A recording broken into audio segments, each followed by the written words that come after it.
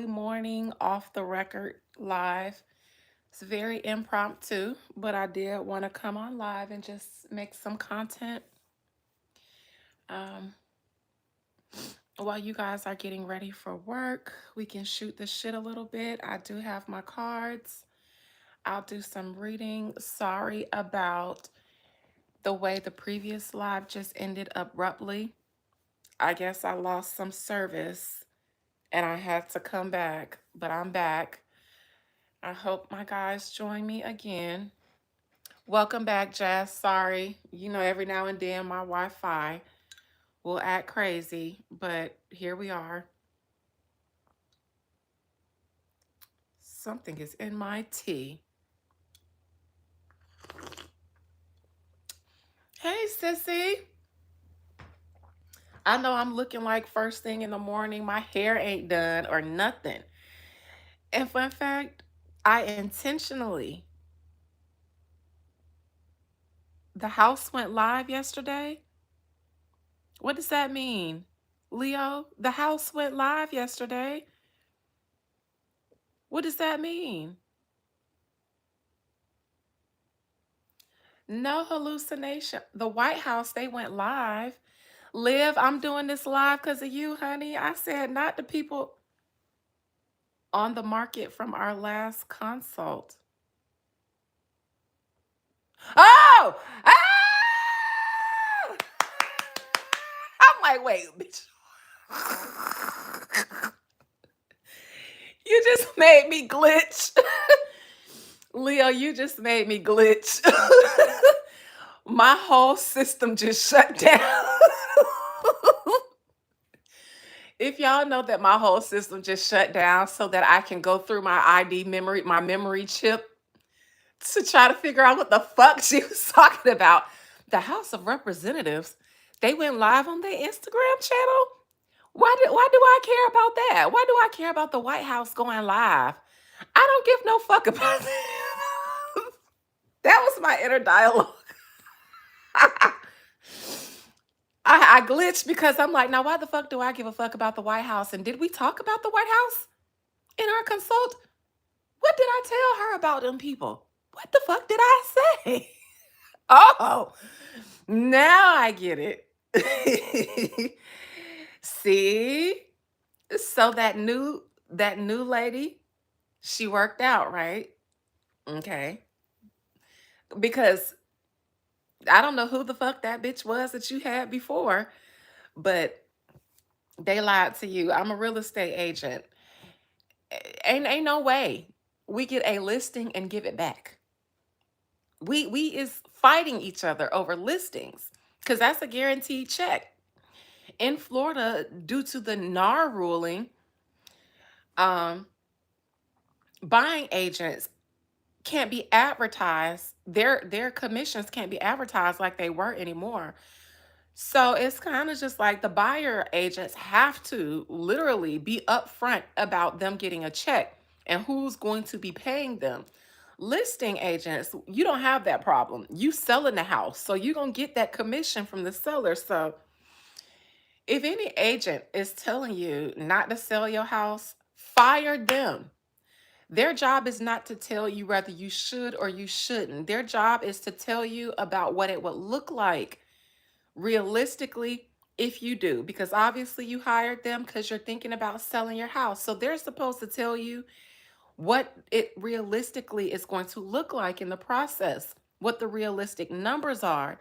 Their job isn't to tell you wait another year or so, because the one thing we know is time is of the essence, and every realtor knows not to wait on interest rates to drop, because real estate happens in a cycle. We understand when interest rates should drop based on the cycle of real estate. And typically that's about every 7 to 10 years. Just like credit, your credit record, things get dropped. 7 year cycles are the forgiveness cycles, but it happens like that in real estate too. So wait until next year. People tell you that they when they have too much money, they're making too much money, And now they get to the point where they don't look at the client as someone they need. They look at themselves as someone you need. It's like, well, you want me to sell your house, and I'm a top agent. I don't need to sell your house. If you don't listen to what I say, I have plenty other clients. That's the only time an agent will throw away a listing is when they are full of themselves at the moment, or they really just can't take on your business. But usually it's because they're full of themselves at the moment, and you don't want nobody like that to work for you anyways, because we work for you. So you tell us you want us to sell your house, you tell us what your goals are, we tell you if that's a realistic goal, and then we try to help you adjust to what's realistic. But should we tell you what to do? Never in my wildest dreams.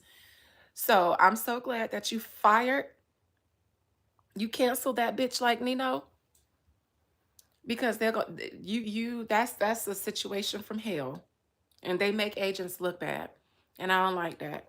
So I'm glad you find you an agent that will work for you.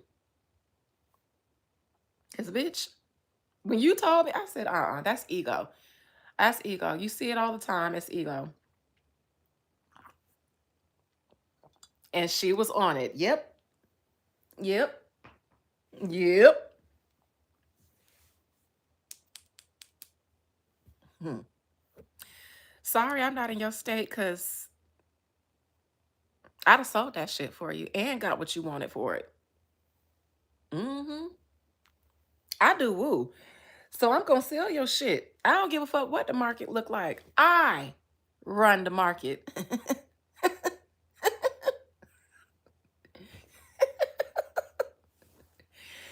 When I was just selling my uncle's house, so many people, so many investors. I told my uncle up front, my uncle up and aunt up front, because of the price of this house, it's a higher price point. We're going to be looking at developers or investors because they have the capital for this house. Your average family may not have $750,000 to purchase this house, and then another couple of 100,000 on updating it. So we're looking at investors and developers. Those are the market for your house. And that's exactly who I sold it to. I sold it to a developer. But the only people who sent offers were investors. And I told them up front, we're going to get investors first. Before we get any real offers, we're going to get a bunch of cash offers from investors. They're going to be lowball offers. We're not going to take them, because that's just what happens. You put a house on the market, the first people that contact you are usually the cash investors who are going to try to get it for 50, 100 grand less, because they're trying to get a flip in. And that's exactly what happened. And some of those investors were so insulted because I'm Black and I'm a woman, and I was turning down their offers, and they were coming back, upping their lowball offers. And I'm assuming they're thinking, because I'm Black representing this people, that I shouldn't know anything but to jump on the first high number that I see, because I shouldn't be accustomed to those type of numbers. So they were starting to insult me when I would turn them down. A couple investors, or one investor, would message me multiple times, and then when I would decline his offer, will say things like, well, you do know, in case you didn't know, you should know that the longer that you wait and the longer you're turning down offers, you're driving the price of your offer down. The next offer you get is going to be less than this. And I promise you, you're going to close on way less than close on exactly what the fuck we wanted to. Did I do woo to make sure that we got a good deal? Absolutely. Because that's the perk of me selling your house, of a woo lady selling your house. But I just, bitch, bitch. So yeah, get you an agent that gives a fuck about their job, about their reputation. Even if the agent don't give a fuck about you, give a fuck. Get you an agent that gives a fuck about their reputation. Can never go wrong with that. Word of mouth and referrals are one of the biggest ways that agents pick up new deals. We close one, we give them a good experience, and then you guys tell your aunt and uncle who want to downsize to call us. So never in a million years would I tell any client after you tell me I want to sell my house and this is what I want to sell it for because this is what I need. You ain't gonna get that. You need to sell your house for what I tell you to sell it for, or don't sell it at all until I tell you to. Bitch, it's a new agent made every day. So yeah, a little game from an agent who cares more about their reputation professionally than the commission. Get you an agent that will never try to tell you to listen to what they say, because that is not our job. Our job is to do what you tell us to do, but to also be the expert on the matter and give you the facts and then help come up with a strategy to reach a goal that's realistic for you. Would I say it's impossible to get, 100 grand over the market price? Yeah, I'm gonna tell you the fucking truth. But I'm gonna tell you it's more than one ways to skin a cat. Like I told um Leo, it's more than one ways to skin a cat. And she found somebody that agrees. It's more than one ways to skin a cat. So your house, good luck. Let me know when it's sold. And let me know if your agent is having any problems because I don't mind giving you tips to take to your agent. Or I don't mind getting on the phone with your agent and doing a consultation and telling them you want to sell this house. Follow me. I'm in Florida, star one. Why, you want me to sell your house? I know agents everywhere. So I do referrals. I refer people if you're not in the state where I'm licensed. I refer people to other agents that I trust. I'm going to get a referral fee though. 25 to 35%, just depends on the transaction, but I got you. All right, so it's 8:32 this morning. I'm here because of Liv. When one of you guys checks in on me and you think that I am doing bad or you guys start getting concerned, I pop up. And you guys have been on my mind. I was supposed to come on live yesterday because I had a little bit more time, but my bedroom set got delivered and it was huge and heavy. I couldn't even let them bring it into the house. They had to leave it in the driveway, and then I had to wait until my cousin Cookie and her husband got off so he can come with his trailer and take it to my storage unit. So that's what I had to do. The name of my tea, am I going to sell it? Yeah. After I finish my trial run, I just made this new formula. So I'm going to take it for 30 days, um, check out the results, and then I will slap a name on it. I don't never sell anything unless it works for me first.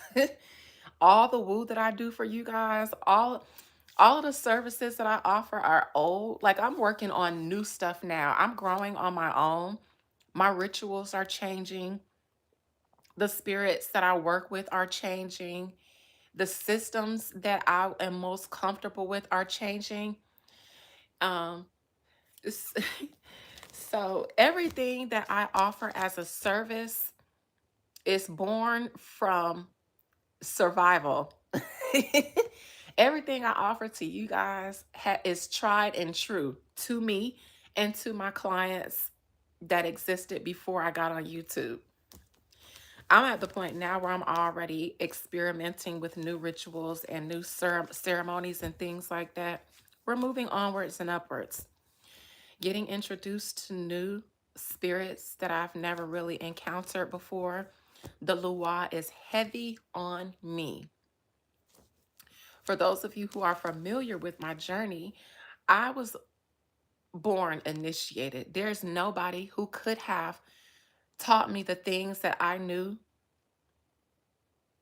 naturally. My first memories was this spiritual world. My first memories, since I've been able to remember my memories, have been spirituality and my spiritual experiences. But there was a manbo in Fort Lauderdale, my neighbor, a Haitian woman who in Haiti, she was a priestess, but I guess moving to the US, she thought she was going to give her life to Christ or something like that. But I like to say that she kind of initiated me. Um, not so much as initiating me so that I knew that this was my calling. No, she said her job was to just teach me, give me the tools that I didn't have, not to initiate me, but I call it an initiation because that's when I became a real practitioner. Um, um, but I've always used multiple systems in my ceremonies at once. But as of lately, the Lua have been calling me,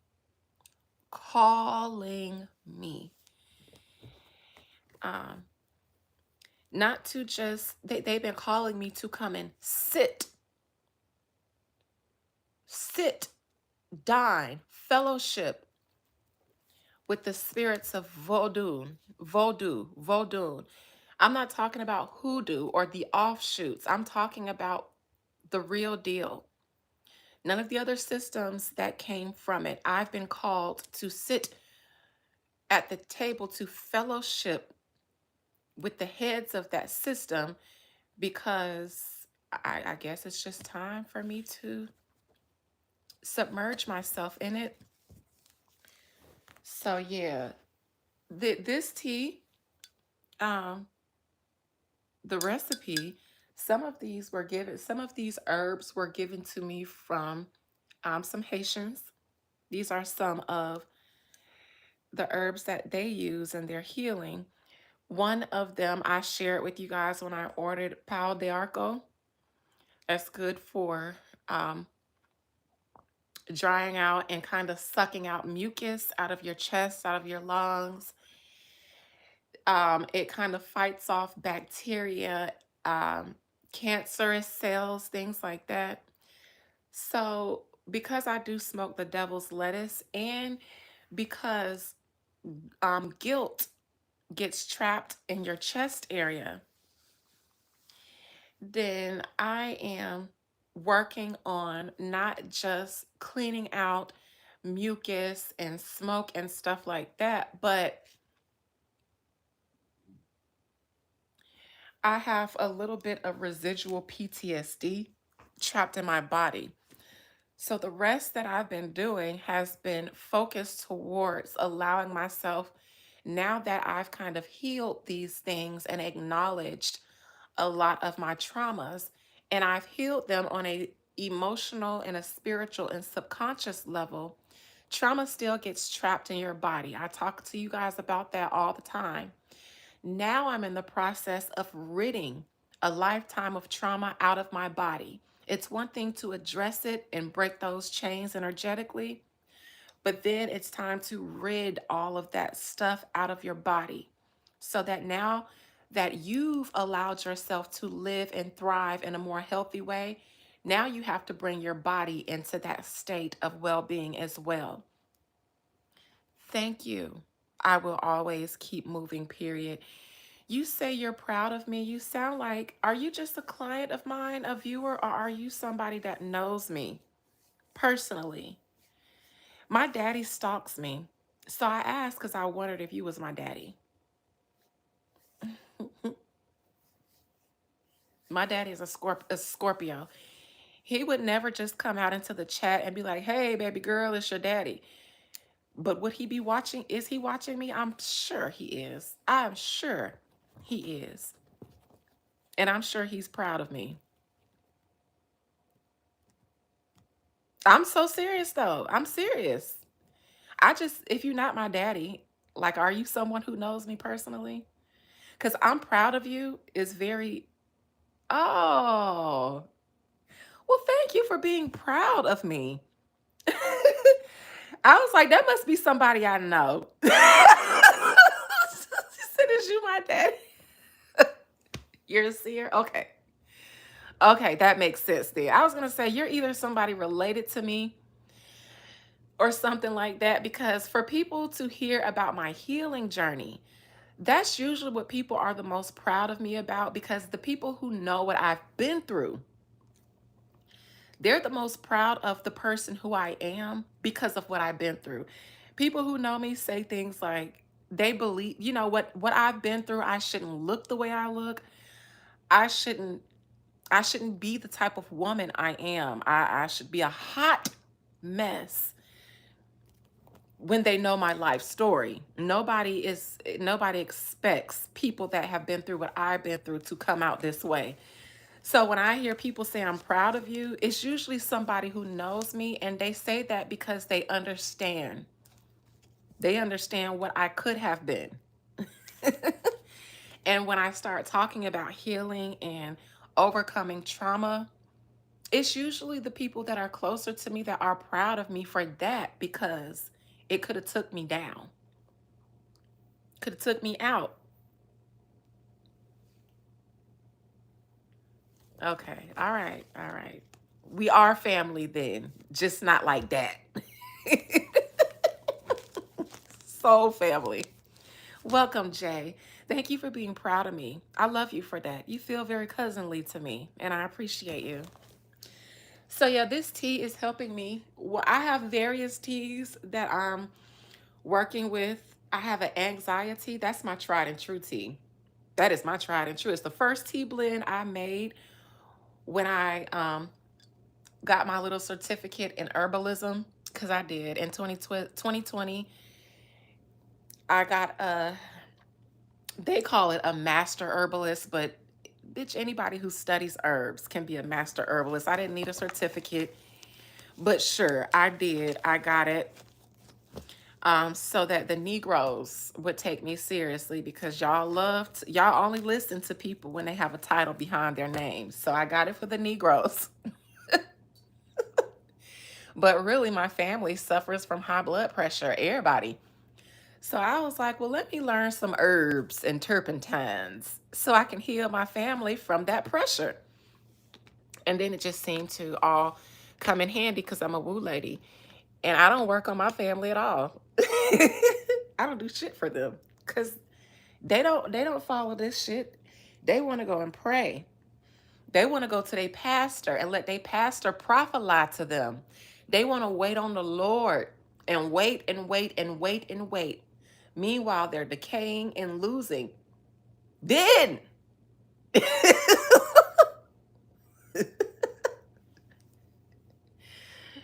so yeah, they been my target audience. I got into real estate for my family. I learned herbalism for my family. They all be studying. I did do two transactions with my family, but I have a cousin who just built two duplexes. He has a quadruplex. I filmed a video for it. I told him, you don't even have to feel pressure to let me sell it. Let me just help you draw some attention to it. Went out there, did my own little homemade commercial, drawed attention to it. What did he do? He went with another realtor. What did they do? Not be able to sell his duplexes. I told him he should be able to get anywhere from 800 to a million for those based off of the CMA.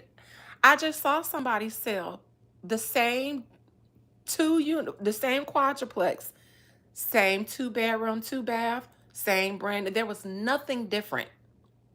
They sold theirs for 500 a pop. Same zip code as his. So I said, bitch, let's get you anywhere between 8 to a million. Because they sold theirs about 6 months earlier. So we might have to account for the change in market. I said, you can get anywhere between 8 to a million for this.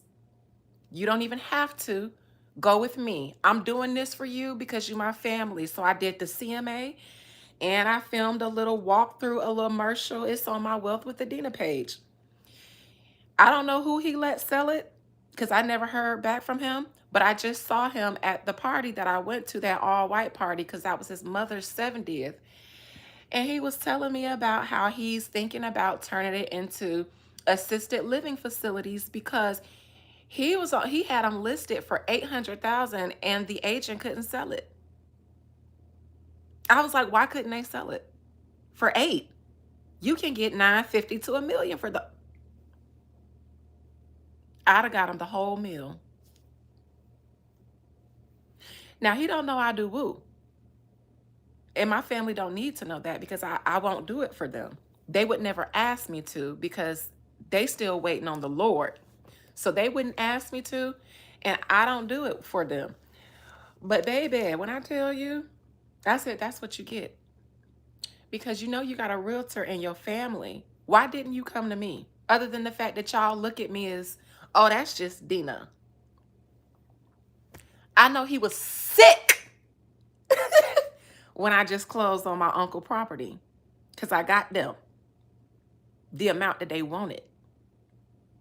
Not only did I sell their house for what they wanted, a new house, brand new built, came in the deal for them. And after selling their house, purchasing that new house that came as a deal, they had $300,000 in their pocket. Huh? Huh? I sold a house, moved them into a new house because the people who bought their house built the house and said, hey, you know, I got a house and we'll take off 10 grand. If y'all take it, we'll take off 10 grand off the listing price. Just did a little swapperoo.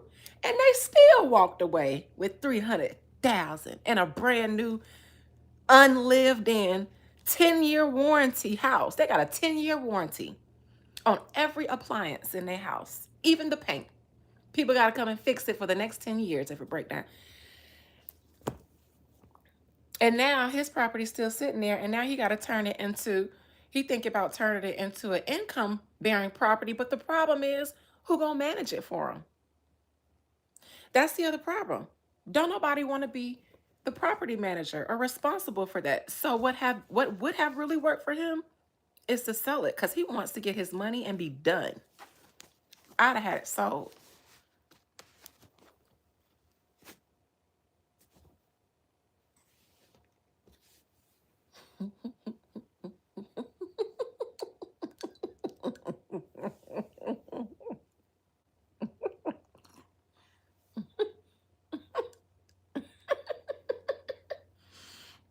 I laugh because it's funny. I laugh because it's funny. Ooh, child. And they just be sitting there watching the moves that I make, sitting there like, how's Dina doing all this stuff? The problem is y'all asking how I'm doing it instead of saying I always knew. I always knew she would. Growing up, I had the most potential in the family. Everybody thought I was going to be famous. And fun fact, I probably will be at some point. Don't nobody know them like y'all know me. Listen, my name ring bells in rooms that they can only wish and watch on TV to be in. They don't know that though. I walk around letting them treat me just like the little Dina that they grew up with. Meanwhile, sometimes I get around them and they start having conversations about famous people and stuff that they see on TV, and I got to keep my mouth closed. I got to act oblivious. Y'all drooling over these people and they pay me for advice.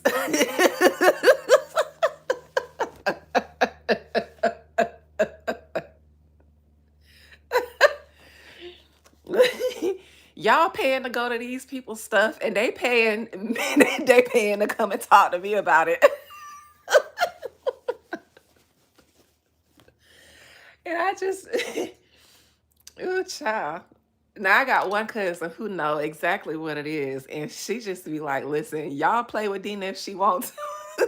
Y'all play with her if y'all want to, but I'ma stay close. I'ma stick beside her because wherever she going, I'm trying to go to." I got a cousin who, if they talking trash, she gonna shut the fuck up. She gonna leave. Mm-mm, mm-mm, mm-mm. I don't want to be in the midst of people who talking bad about her. I don't know what the fuck gonna happen to y'all. Mm-mm, mm-mm. I know where the blessings at.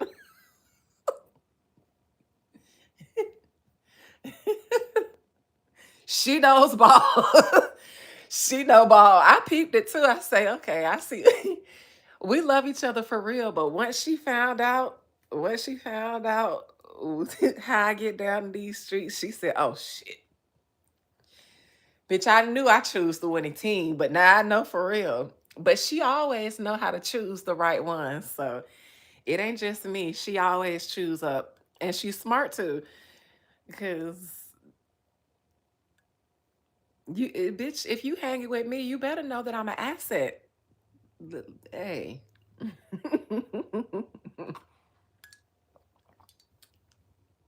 So yeah. Yeah. Okay. So anyways, I did come to shoot the shit a little bit, but we can pull some cards. We can do that. It's bright and early. I'm so surprised so many people in here, but I love this. I have the most energy this time of the day. By the time I get on my lives at 5, 6, 7, I be finna die. I be hungry, tired. My day's going great. It's only 9 o'clock. I skipped the gym to do this because Liv was like, "Hey, girl, I asked about you in the astrals and you said you was resting." The thing with Liv is she gonna stalk the shit out of me like my daddy. If I'm not on live for a few days, Liv gonna go to sleep. She gonna go to sleep and she gonna wake up in the place where I be. And she it's like I can't escape from her. It's literally nowhere I can hide anymore. So I kind of feel famous because I can't even hide in the astrals without a bitch checking under astral rocks looking for. Liz says, I don't know where that bitch is, but let me find her.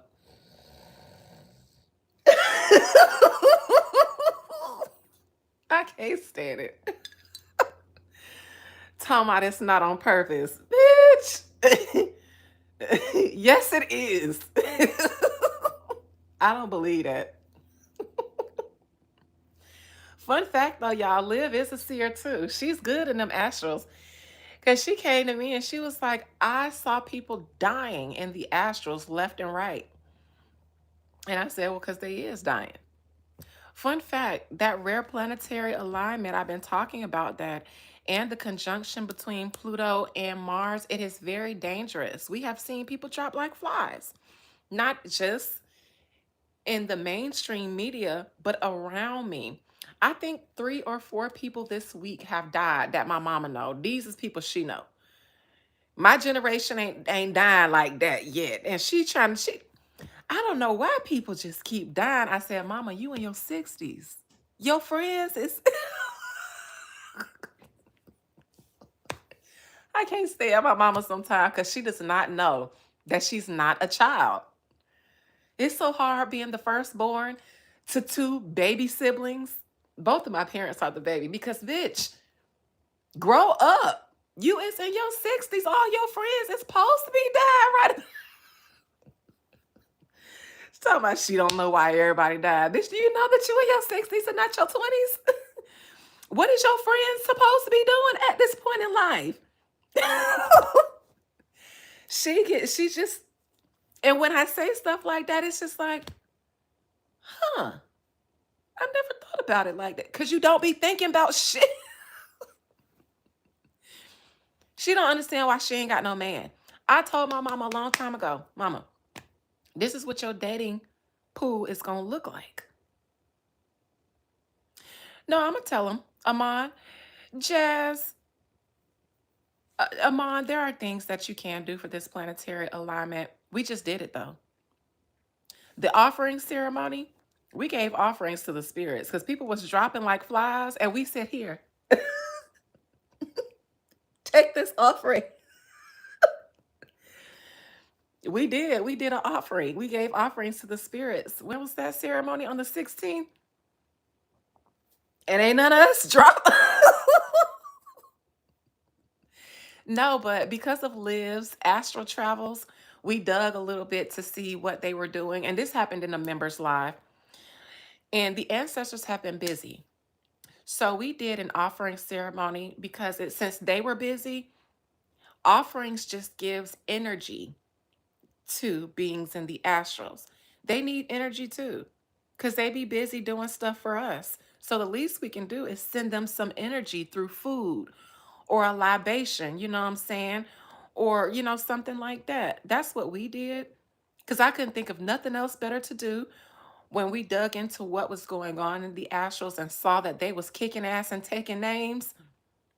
I said, oh, well, shit, let's send our offerings. So not only did I facilitate one, but I also sent my offering in Africa during the Oshun Festival. I absolutely did. I covered all bases. Because whatever I facilitated for you guys, don't think that's why I call myself Big Mama Busted, because I do it first. I clear the scene first, make sure it's safe, and then I say, all right, y'all. But I stick my neck out first. And usually, everything that I do with y'all is birthed from something that I've done on my own. I don't do nothing with y'all that I don't be doing on my own in private. So yes, I since I am not a priestess of Oshun and I hadn't worked with her that much up until recently, I felt inclined to give her offerings because I felt like she had a lot to do with this new season of like soft life that I'm in. Very soft life, but there's no man around to take the credit for it. There's just Big Mama and her spirits. And I've been thinking about Oshun lately. And since I never worked with her, I look around myself, her and her sister Oya, goddesses of the marketplace. And I'm a businesswoman, I'm an entrepreneur. And I look back at the moves that I've made since I left HR, since I left the corporate world. And here I am, buying cars, buying new places, helping other people with their bills, being a blessing to other people on my own. Didn't even, don't even know kind of almost how it happened because it goes by so quickly when you're in the thick of it. But I remember 2022, that's the last time I worked in corporate world. That was the last time I held an HR job. And here we are in 2026. And I ain't worked for nobody but me and the spirits and y'all since then. And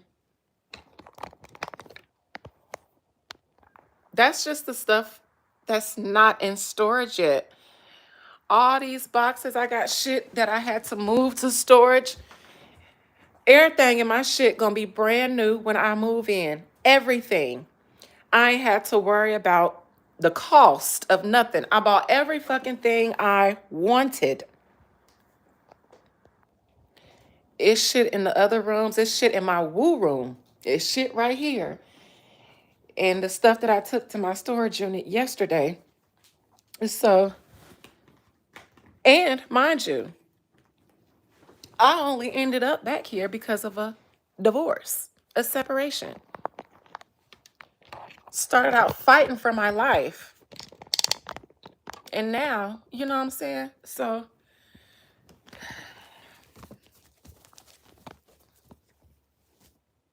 one of one, listen, I hope so. I do this because after what I've experienced in life, I feel like ain't no way I'm gonna die and nobody hear about all of this shit. My life is, I am a living testimony. That's how I got on YouTube because I just feel like somebody will be able to benefit from this shit that I went through and survived. And not just survived, but I turned it into thriving. I turned them all into healing opportunities, learning opportunities, growing opportunities. Everything became an opportunity for me because if it didn't, then I would be suicidal. So it's like you have to look for, I just look for the silver lining everywhere. Even if I ain't see it, I dug for one. If the silver lining ain't in the sky, it must be under the ground. I'm going to dig for it then. If the only other thing that you feel like is the answer is death, I got too much fight energy in me. So I was just like, nah, bitch, nah, nah. Ain't nobody gonna make me feel cornered in life. Like either you suffer or you get out. That's when I realized there's a spiritual battle, and I ain't never been beat up, and I ain't never been no punk.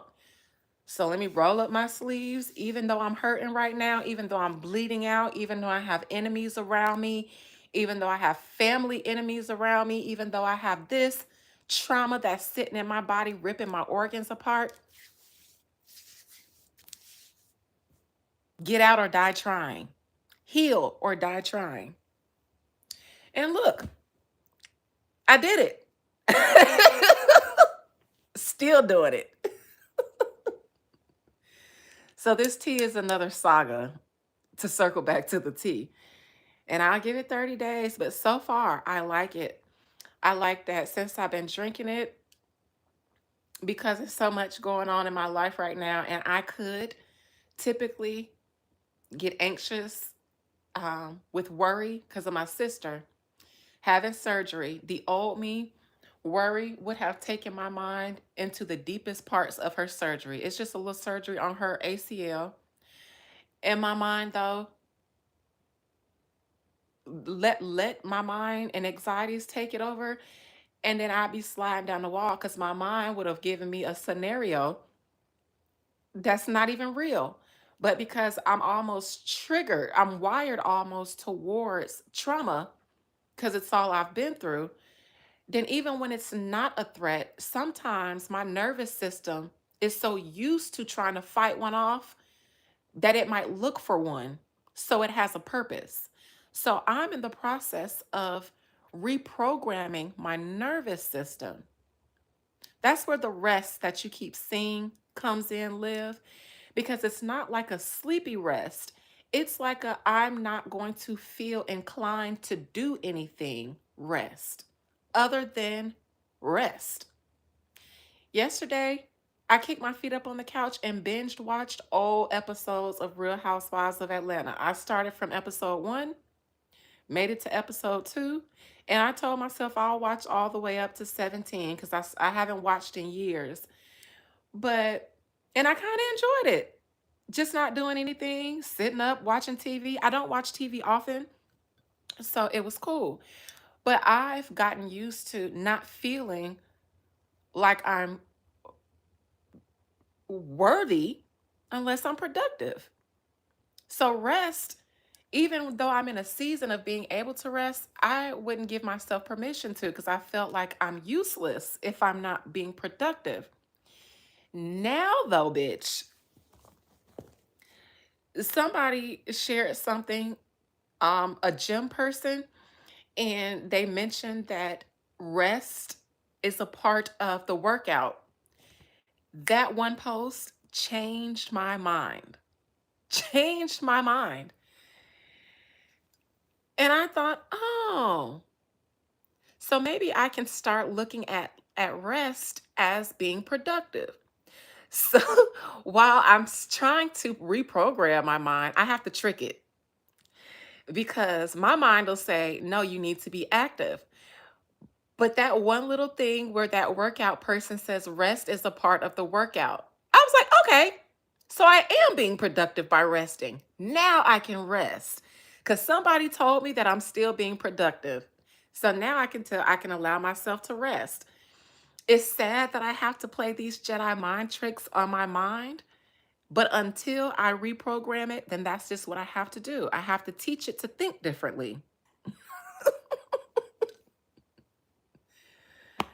But that's what happens when you've been high strung and wired for survival all your life since you were 7. You've been trying to survive. Imagine having the feds kicking down doors, pulling guns, following you. You know, Me and my cousins who also went through this, we didn't realize until we got older, and then we can look back, on on the fact that god damn, we really went through that shit. You know what I'm saying? In elementary school, having to deal with people following you, and you think you finna get kidnapped, but it's you grow up and find out that the feds was watching you that whole time and watching you as a child walking to school. That's weird. It's scary. And I think it's unethical because what could I have done as a 6-year old? You know what I'm saying? But the trials, the changes, the news, the gossip, the trauma. I got chronic asthma after that. Don't let nobody tell you that traumatic events do not cause physical health issues. They do. They do. And most of the time, a lot of people go undiagnosed because doctors ain't looking for that. They ain't looking at the context of your life. What happened during you getting that illness or right before you getting that illness? Because sometimes it'll be something very traumatic that happened before somebody got sick, physically sick. It's the story of every physical ailment I've ever had. Yep. You can't you it's no use for a pharmaceutical if they tell you that it's trauma related because the treatment then changes. They'll tell you we don't have pharmaceuticals for trauma. They tell you now we don't have medicines to heal the nervous system, so they prescribe you marijuana, but there is. It's not a shot, it's not a pill, but there is healing for everything. Most of the time, you got to do it from the inside out. And that's the life that I live. So, yeah, I'll sell this tea once I take it through a full 30-day cycle because I'm at the point where I have released a lot of the trauma, but there's residual things like guilt.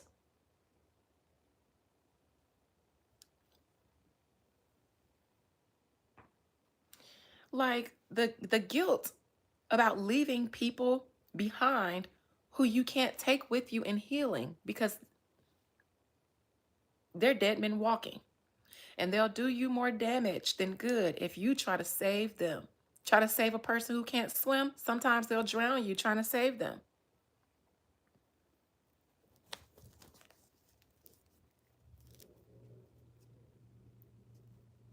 Oh my God. Nate, I'm so sorry. That is, oh, I hate that that happened to you all. But yeah, the people that I would like to not cut off, there is some guilt attached to it because they're the people, my mama. I have to move away. And she trying to move with me. And I have to tell her no. There's guilt that I feel. My sisters don't feel nothing when they tell my mama hell no. Nothing. I do.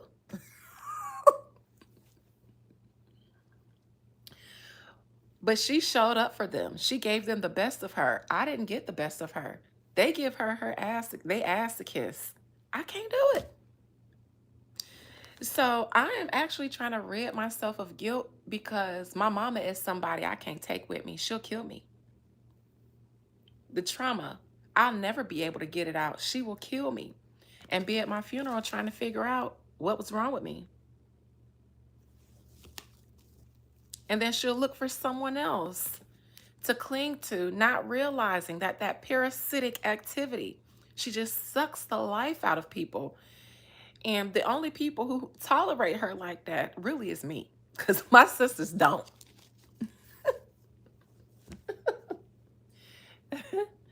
So there's guilt, and I'm trying to work on that. I am.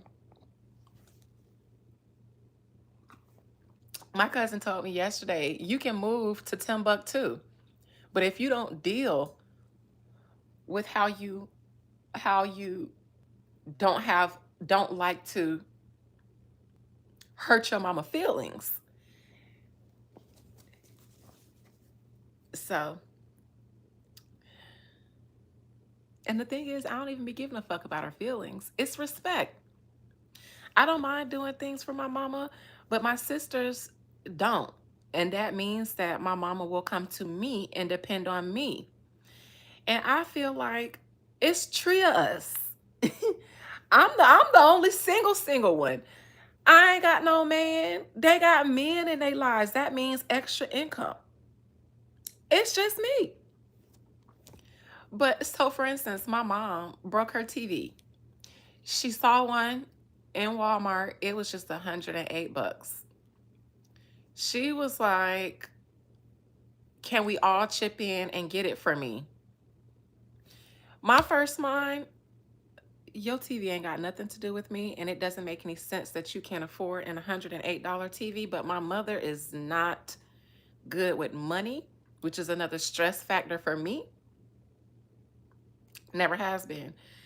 Me and my sisters are, but we had to learn that on our own. We had to learn financial responsibility on our own. So we operate a way with our finances that my mother doesn't. She operates the way a child would.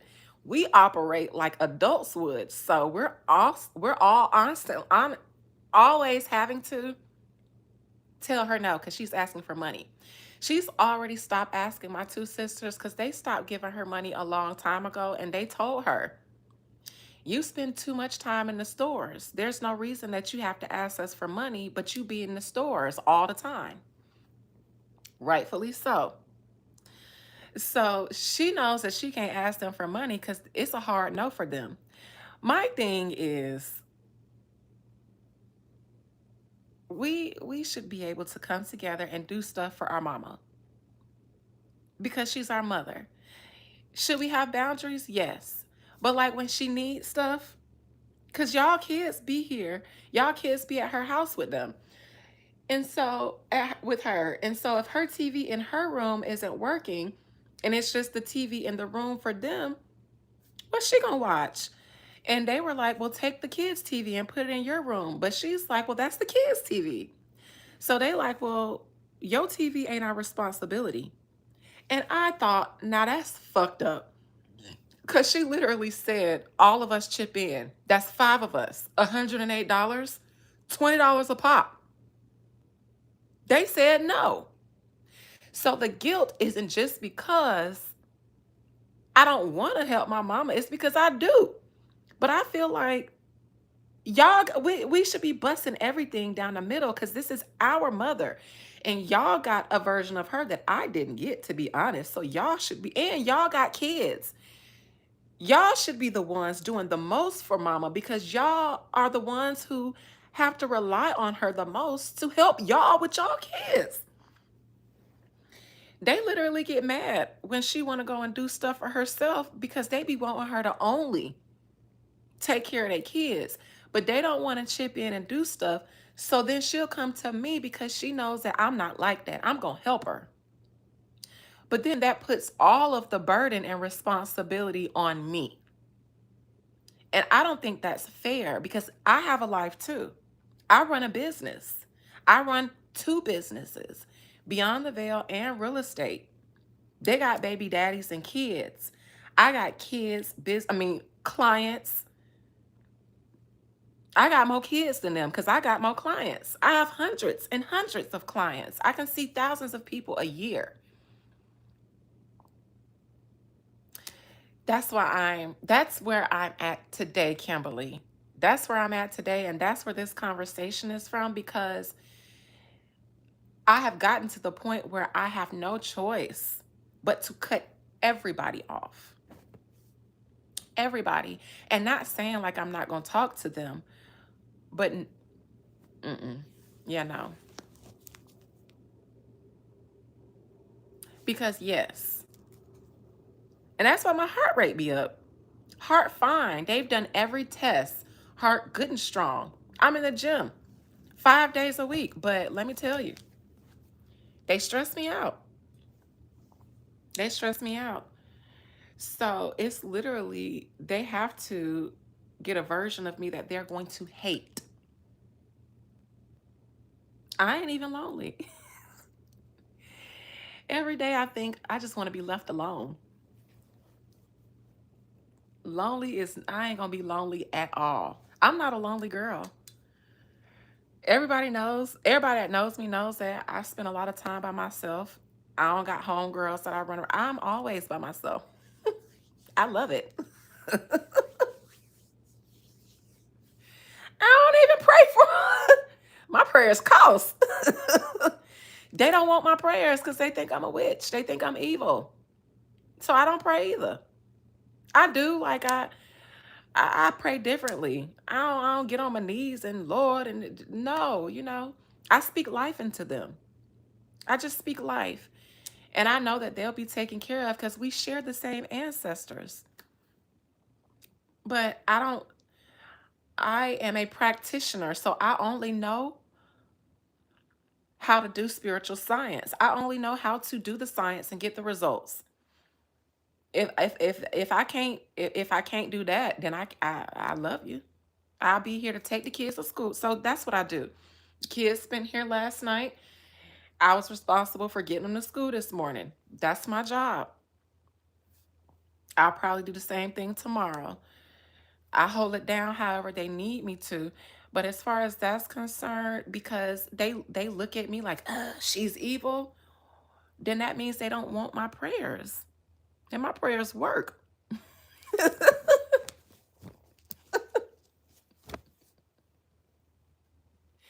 They got what they pray for in their family. There's a Messiah born every generation to every family, and they're always overlooked and rejected. I'm exactly what they've been praying for. All of my relatives on my mother's side have spiritual gifts, whether it's a gift of sight, whether it's being able to lay hands on people and clear out evil spirits. Everybody has something. I have them all. I was born what all of them had, but none of them chose to be. So that's why my life turned out the way it did, a depository of trauma, because I'm also the depository of the power that runs through my family. It's all centralized in one source now because they couldn't see God in themselves. They think God is just a person. So the ancestors said, okay, let us give you, since you think you only need to see God in the flesh, in the form of a child that's born to a family that sacrifices themselves for that family. Let me give you Dina. Let's see if you can identify. You've been sitting up in religion all this time, looking for the sacrificial lamb, the one that can do miracles. All right, let's see if you are religious or if you are spiritual. I'm finna give it to you. Exactly the way they tell you in church Jesus is supposed to look like. The wounded healer, the builder stone that was rejected, the one that has all the talents, spiritual gifts, but nobody sees it for them until they become wounded for everybody else's benefit. Then the people see it when the person then is reborn and you can't touch them no more in the flesh. Let's see if you can recognize it. Since you guys say that you love the Lord so much, every Christian is going to be tested to see if you are religious, if you're programmed, or if you really learn the science in the midst of the programming.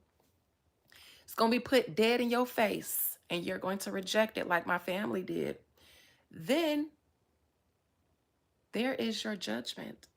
You've been judged.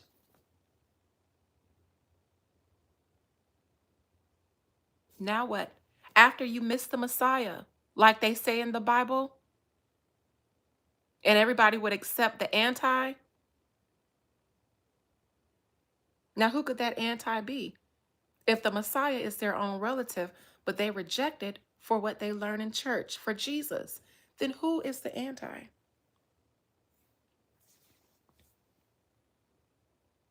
I was born the way nature said I was supposed to. There is no piece of nature that says a person can be born without the sperm. Nature is God's way of saying this is how I put my imprint and this is how I said things were supposed to work. Anybody who comes after and says something different,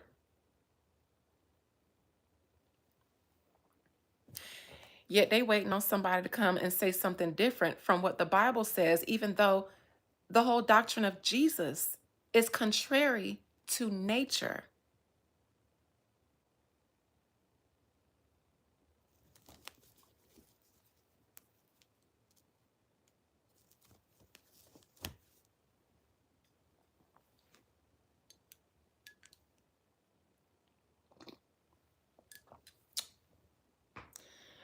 So, yes, early morning, good healing conversations, but I actually didn't even come here to do this conversation. I was going to read some cards, but I'm always a testimony. And through what I go through, there's always a lesson. So, ciao.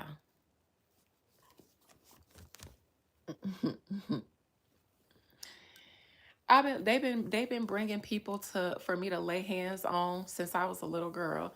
Every time somebody got sick, they bring them to me or my little sister, my baby sister, Alicia, and have us lay our hands on them and pray for them. Anytime somebody had a dream or a vision, they come to me and ask for an interpretation. A little ass girl, yet I grew up doing miracles, and the first thing they see is these. And then I become a devil. Or they see the altar with pictures of our loved ones on there, the same loved ones who they don't go to visit at the graveyard. I keep pictures up of them where everybody can see. A candle for remembrance, glass of water for the spiritual realm because they're in the land of the ancestors now. Give them things, put things up there that they like when they were alive, not because I'm worshiping them. I'm honoring them and their life that still exists. Not like you go and worship Jesus, who you don't know, but look at me like I'm evil for honoring my grandmother, who gave my mother life, who's responsible for me being here.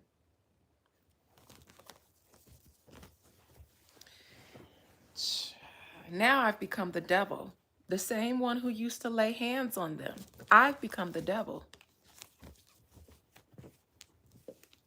Back then, they were so clear that this was the work of the Lord. You mean to tell me that they were wrong? So I should listen to y'all now that y'all say that I'm evil? When the whole time I grew up, y'all was saying that I was the Lord's work? Y'all don't know what you're talking about then. Y'all seem to be confused. You don't know. How can't you differentiate between God and the devil when you first encounter it?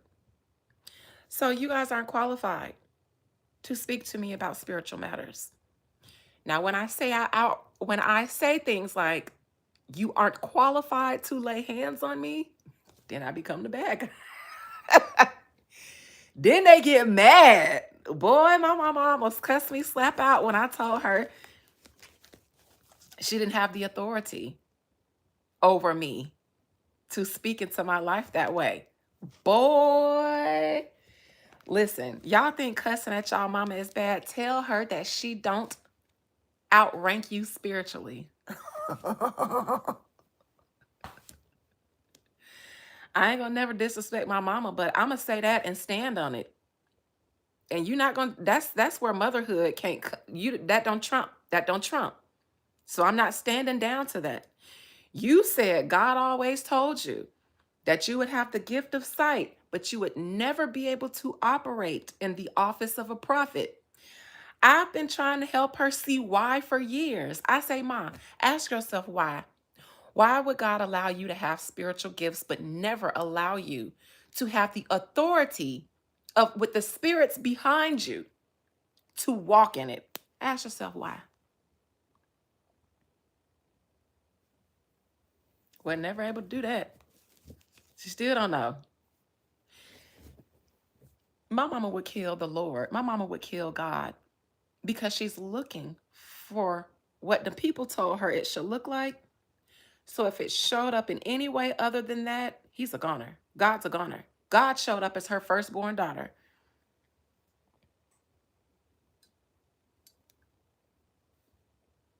And I'm trying to heal myself from trauma and pain by myself.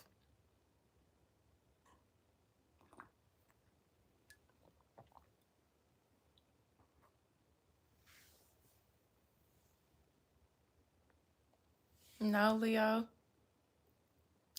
But I did do that reading last week or so about spirituality being mainstream. I didn't do a reading, but I reminded you guys of me telling you guys that Christianity was coming to take over with the conquerors because it's theirs. It was always their tool, their religion. And I also said that spiritualists would be under attack, but I said the real ones, not the fake ones. I said that at the beginning of Pluto in Aquarius. Built for it tough. I got a Taurus ascendant. That means I got the ox on my body. I mean, the bull on my body. Built for it tough. Aries moon, I'm a fighter. Libra sun, I'm diplomatic. I'm righteous. Taurus ascendant, we can fuck some shit up. We can fuck some shit up. I'll tear all this shit up.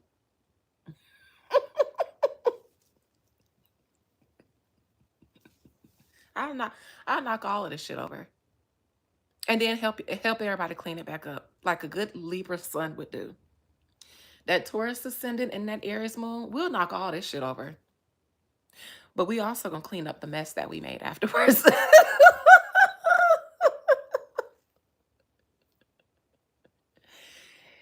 Once I finish, see, this tea is helping. Because I've been sitting here purging this whole time. The tea is working. It's supposed to help release guilt and shame and all kinds of shit. See? I was supposed to be at the gym this morning.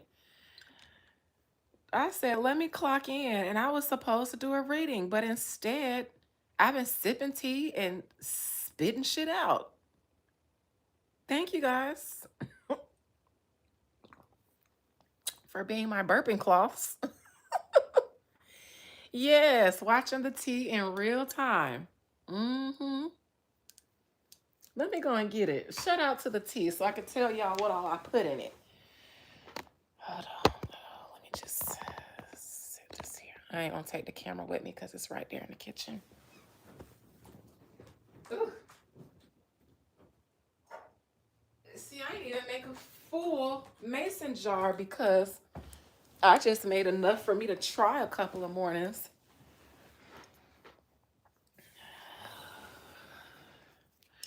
So I don't know what I'm gonna call it yet, but it has Palo d'Arco, the bark. That's the lighter brown stuff. I've got lavender in here. I've got mullein. Mullein is great now. I use mullein for hexes and curses. But it's when you drink it outside of a ritual, when you drink it, it is great for the lungs. Mullein sucks out mucus, it dries up mucus, it pulls out mucus, and that's great for clearing up infection. So yes, the Palo d'Arco, because that's great for your lungs. Mullein, lavender for the calming and soothing, because I'm allowing guilt and trauma to be released from my lungs, but I also want it to be replaced by calm and peace. So lavender, I got hyssop. I told y'all, well, I told my members, those of you all who have seen me prep rituals, I use hyssop in almost everything. Hyssop is in the Bible. It is cleanse me with hyssop so that I may something. It's a ritual, but hyssop is all purpose for cleansing, restoring. It's a healing herb. So I use it in everything. Hyssop, hyssop, hyssop. Say it with me, people. It's the balm in Gilead. Hyssop, hyssop. Yes, white as snow. Hyssop. So hyssop, mullein, Palo d'Arco, lavender, um, lemon balm leaf. I love lemon balm leaf as well too because it's cut and clearing. It's no draining. It's no process of clearing out. It cuts and clears like lemon. Antiseptic. You can squeeze lemon juice on a dirty counter. What does it do? It cuts right through the germ and bacteria and cleans it. Not just surface level clean, but removes germs and bacteria. Well, lemon balm leaf, same. Yes, lemon is that girl because it severs the tie to whatever and clears it out. No pulling it out, no coaxing it out, cut and clear. So yeah, it has lemon balm leaf and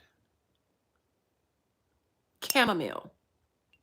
We love chamomile for the same reason that we love mullein, except chamomile spiritually isn't used for hexing and cursing like mullein. Chamomile is used for protection work, healing and protection work. Um, so it does the same things to your lungs by clearing out mucus, but in a very soothing and calming way. So it protects the lung while cleaning the lung. Lemon leaf and mullein ain't worrying about the protection. It's just trying to get the shit out. So we got some aggressive things in here, and then we have some things that are a little bit more nurturing to the process so that we can aggressively get the shit out, but also in a nurturing, nurturing way. I want to say that's all that I put in here. I can't remember, but that may be what I found in here. Does it live? I'm going to try that. Yes, Laura Sean. Actually, it was a Jamaican who told me about the Pau d'Arco. And I was thinking about trying something that the Jamaicans, I do the beach with limes. Lime, absolutely. Limes and a few other things. I do a lot of rituals at the beach, a lot of offerings at the beach.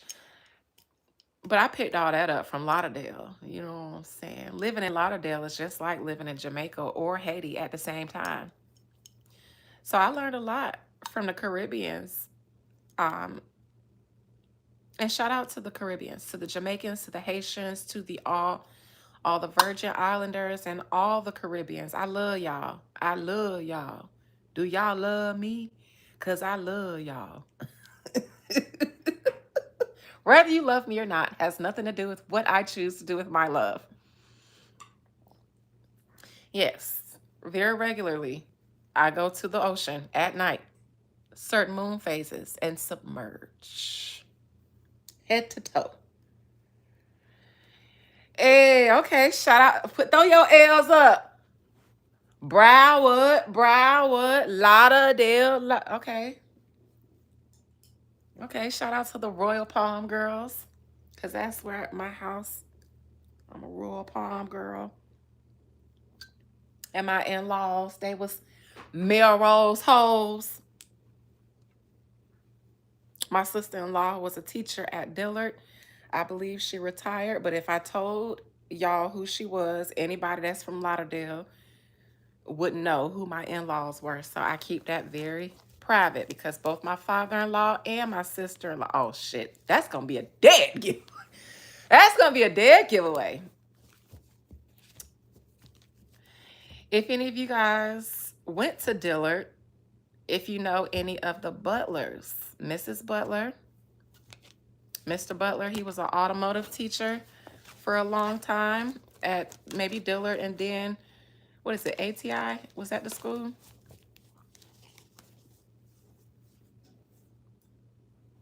You have identified me in real life. I'm not just a YouTube girl. I be outside in real life. I only say that because everybody, they have been working at Dillard for decades.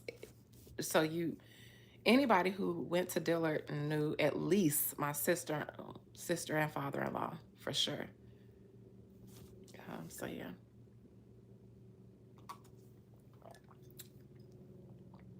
Mr. Butler, the automotive teacher, was my father-in-law, and Terilyn Butler, my sister-in-law.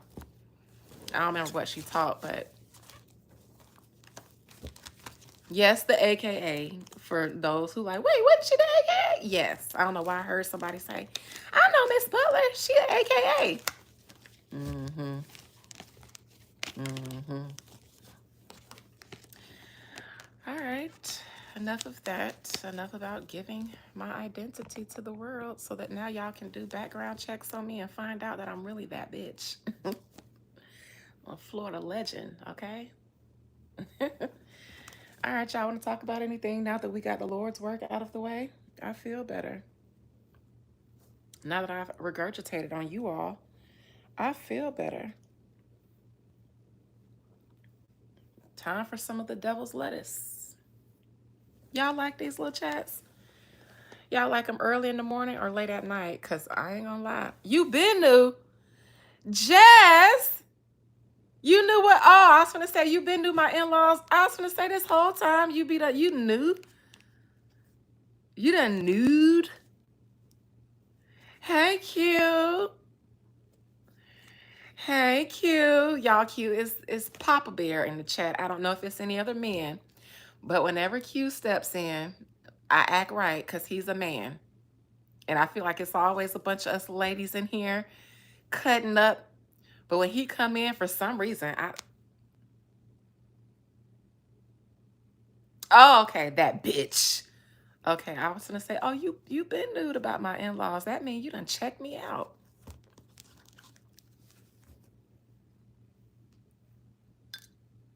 Some of y'all might not know who Q is, but it's under artistic eval.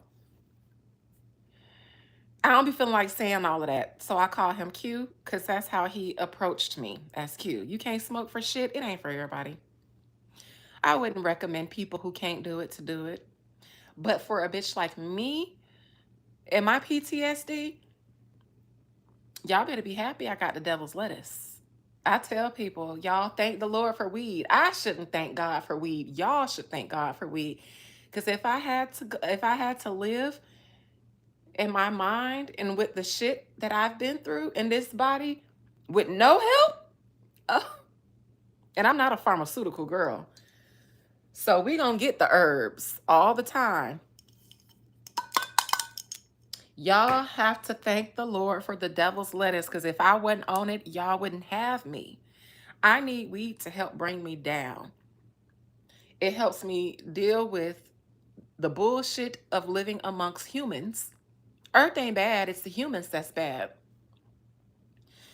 And then it helps me because I live with one foot outside of Earth and then one foot in Earth. And I'm always somewhere squeezed in the middle, smack dab.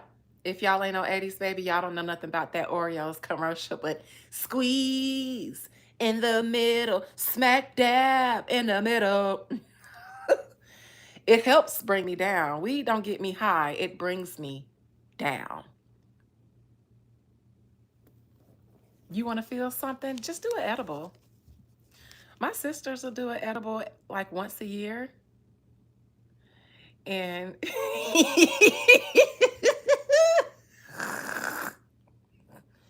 is hilarious for everyone involved.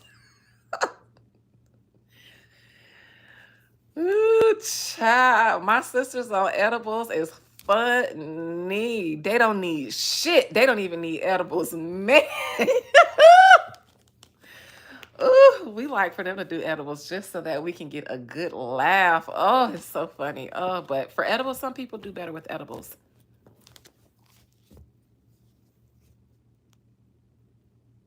Oh. So yeah, no, nobody does. No, we don't know. I don't endorse coke or crack. Kimberly, we do the devil's lettuce around here, but that's the most that I endorse, y'all. I ain't never did nothing else besides the devil's lettuce. I am scary. I'm scared. I'm scared of that stuff. The devil's lettuce helped me. Shit, but everything else, I felt like my heart was gonna combust if I took it. Mm-mm. Mm-mm. Mm-mm. I did an oxy.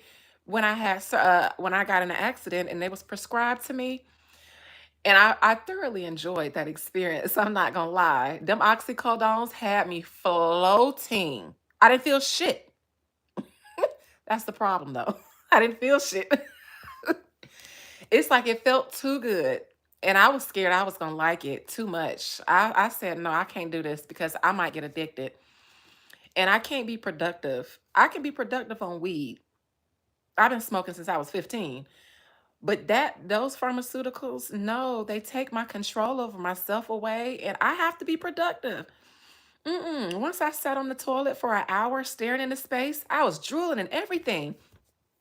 I didn't even realize I was on the toilet for that long. I had stopped boo-booing like 45 minutes ago. And my husband walked in and he was like, babe, babe. I didn't even realize that bitch was in my He slapped the shit out of me.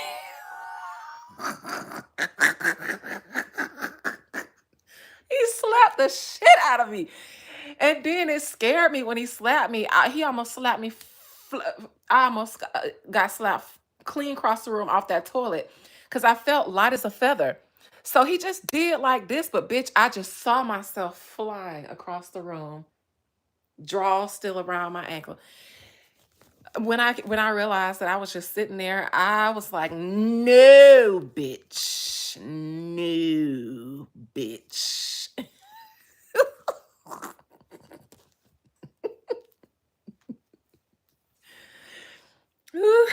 Hell no. Yes, it was majestic, sure. Yep. I mean, hey, that's what happened. That's where it happened at. So yeah, only the devil's lettuce for me, because everything else, I'm scared. I'm too scary. When everybody was popping X and Molly's and stuff back in the day, I was just hitting the blunt. That's it. And passing them they orange juice and they Vicks. And that's it. That's all. I ain't never wanted to do that shit because the way they jaws was rocking, the way they eyes was beaming and them jaws was rocking, bitch. Uh-uh. Uh-uh. Uh-uh. Uh-uh. Uh-uh. Mm-mm. Shout out to everybody that used to be on them dolphins and shit back in the days with your jaws doing the lean with it, rock with it. I wasn't never square, even though I wasn't doing everything.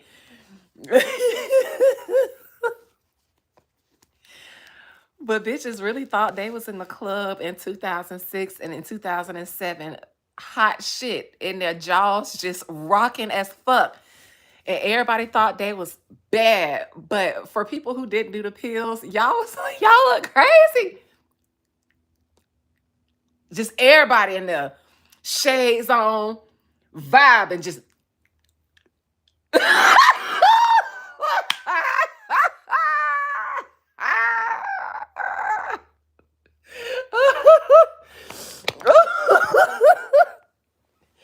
I gotta get my charger.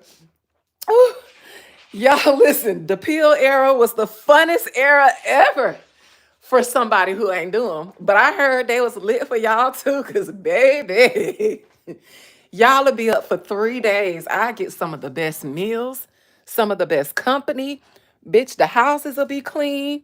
Niggas be done fucked you for 4 days straight. No breaks. Best wood in the world was off them pills. I wasn't gonna do them, but damn sure you could. You for sure the fuck could. Bring me that 3-day sausage. I don't need no pills. I got 3 days in me too. That's that Aries moon. I got plenty energy. Boy, them niggas get on them monkeys. Drill your ass for weeks. No breaks, bitch. Just how I like it. Jaws just a rocking. That's why I got to be on top. Because you ain't finna be on top of me with your jaws rocking like that. Because you gonna drool on me. And once that little piece of drool hit my forehead, it's a wrap. I'm turned off. Yeah, no, hell no. Drool or sweat. Like you can sweat, but don't let it drop on my face if you over me. Because once that little drop hit my forehead,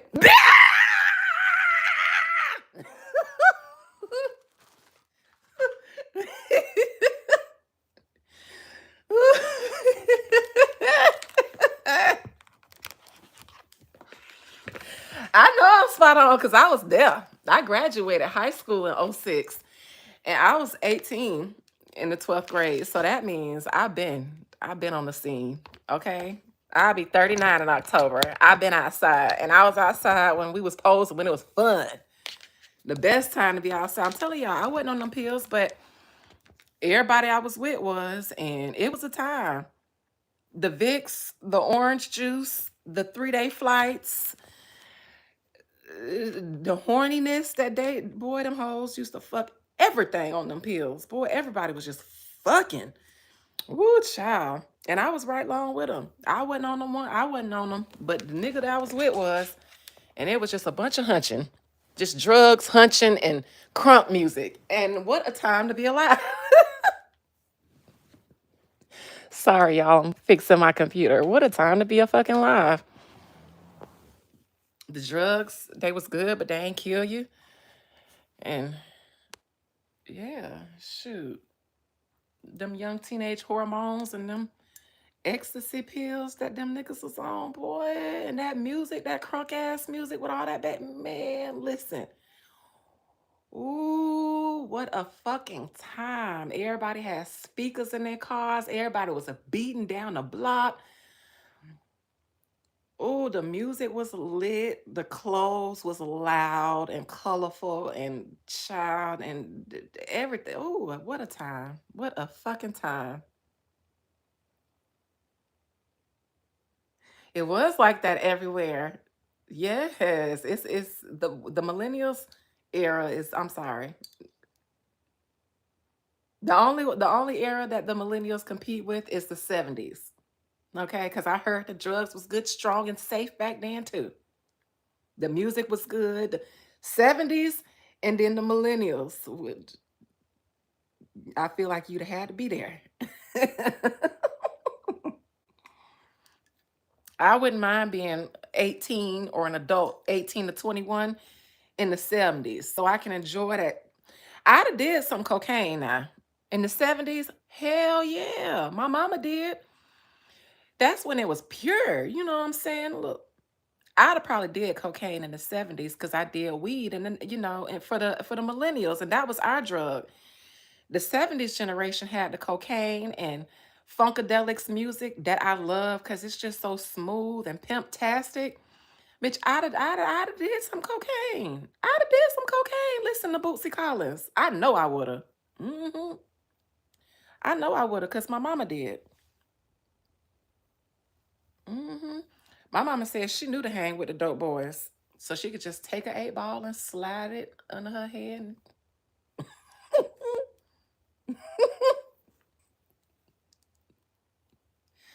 Yes, a morning live, and here we is talking about cocaine in the 70s. Welcome, Wonder Woman. It had to have been, because man, listen, it made everybody so super fly. Now, not the 80s cocaine. I ain't doing that shit. The 70s cocaine, though. I'd have did the 70s cocaine, not the 80s disco cocaine. Mm-mm. I want the Funkadelics cocaine. I don't want that shit from the cartels because by the 80s, they was bringing that shit in from Mexico and the cartels and lacing it with other stuff. And I want the 70s stuff. That was pure then. It hadn't been stepped on so much because it was fresh off the boat. Yes. That's when you had to have a pinky finger to sniff it. I don't want to do a line off the glass table. I want to do the pinky like that. I don't want to do the because I feel like they turn into monsters after they do that line. When they do the pinky, they don't turn into monsters. But after they finish hitting that line, they be monsters. Yes, the coke was turning into crack. That's why I said the 70s coke, they ain't need a line. In the 70s, they just, because you hit it, but you had to throw your head back. That mean it was good. You can't just, I ain't never do none, y'all, but that's what they do in the movies. No, but when you scoop that thing up, woo! That's the cocaine I would have did. Yeah, because 80s Coke had crack in it. Mm-mm. Mm-mm. And I always been too bougie for crack. Crack is whack, okay? Crack is cheap.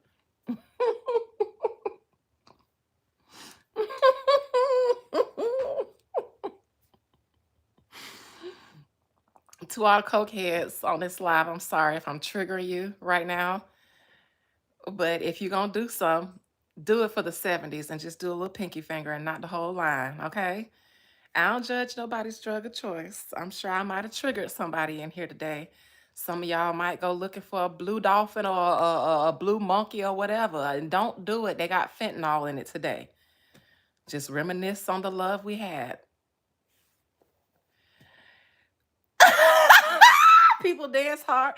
Fun fact in the 90s, because I was born in 87. So that means I was old enough to start popping and locking and doing the dance, Tootsie rolling and doing the squirrel. By 97, 98, I was 10. And I was dancing hard too. And it's just how it was. It's just now we twerk, but then you had to pop, pop, and then we did it fast, so we sped up, child. I grew up on Jam Pony mixtape and Uncle Luke and all of that, so I was dancing hard as fuck too. I'm from Florida. We dance hard regardless. Finna make you hit the quarter, bitch. I got everybody in here feeling all the reformed, all the reformed poppers and stuff in here, reminiscing back to the days. Now y'all ready to take it back? Y'all ready to have a millennial party and get high? Pinky Snail. Oh, the long pinky nail. I don't know why I saw Pinky Snail. And no, we never got tired. It was energy in abundance. It was just energy. Not a fresh crack rock from your favorite cooker. Are you trolling me? I just said crack is whack. Let me get you up out of here. Crack is whack. Dang, I can't even joke with y'all about the drugs that used to be done back in the day without y'all getting all serious. Bitch, I never did crack, never did cocaine. If I did, though, it would have been the 70s cocaine. Okay? I ain't saying that I was judging y'all. I'm just saying that my heart probably wouldn't have taken that kind of hit, that adrenaline rush. But I'd have probably tried to find out if I was born in the 70s. I'd have probably tried to find out if I could take it. And I only say that because my cousin offered me my first joint at 15. So that same cousin probably would have offered me my first bump if we was born in the 70s. Yeah, they was built different. Them hearts was strong. I don't know what kind of hearts they got, but they ain't grow up with the trauma that millennials did. They didn't. So they don't get it. They don't understand. We've been traumatized since birth. So yeah. But shit, y'all was built different too, because the way we was eating them pills in the early 2000s, boy, it's like you could take multiple pills and not die back then, but now you going to glory off a half of one. I know I would have fit in the 70s. I'm a real fly foxy mama. I am. I used to tell my mom all the time, I think my soul was meant to get dropped off in the 70s. Must have fell asleep on the bus and woke up at the bus stop and got off in the millennials, but that's okay. Millennials, 70s, same, same. They're the cool kids. But yes, I would have fit in the 70s because I'm fine and I can cook. And I always used to say I wanted to be born in the 70s because I felt like the food was better then. Everything was cooked fresh and the food was pure. It wasn't as processed and have as much poison. And everybody cooked the food. And my mama said, "You're absolutely right. The food was better then." I know it was. I know how they was eating. Like I would have fit in. I like the music. I'd have been cooking all the time. I'd have been dancing. I'd have been hit a little bump every now and then. I'd have probably ran a juke joint because my maternal family, all my grandmother and her sisters had a juke joint. If y'all from Central Florida or your grandmamas was, they know of Vera's. My auntie ran Vera's. And the Blue Derby. My aunt, my mom, my grandmother's sister owned a Blue Derby too. So we own juke joints where they cook fried pork chop, fried fish in the back, and served you up sizzling hot food. And yeah, my family owned that. So I would have too. I would have fit right in, and I'd have been one of my elder family members if I'm not one of them reincarnated. Yep. And my mama said when she was little, they used to pay her pennies to get up on the table and dance. No, she wasn't stripping now. She was 6. They'll say, go on, get up there, Tiger Lee, and do the dance. And she said she'd get up there and do the little twist and do the wop and whatever other dances are up there on the table. And they be throwing her pennies and nickels. And so she was the juke joint entertainment. Go on, Tiger Lee, do your little dance. And she'd get up there.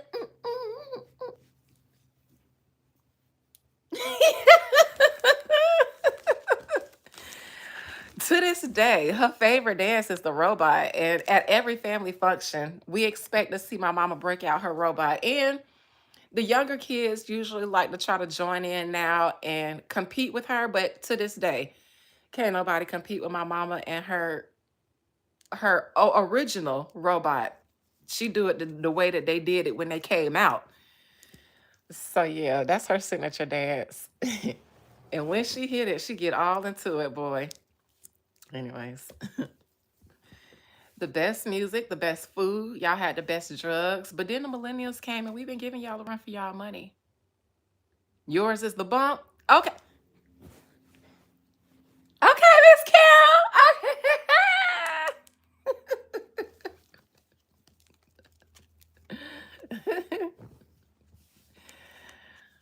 Ooh.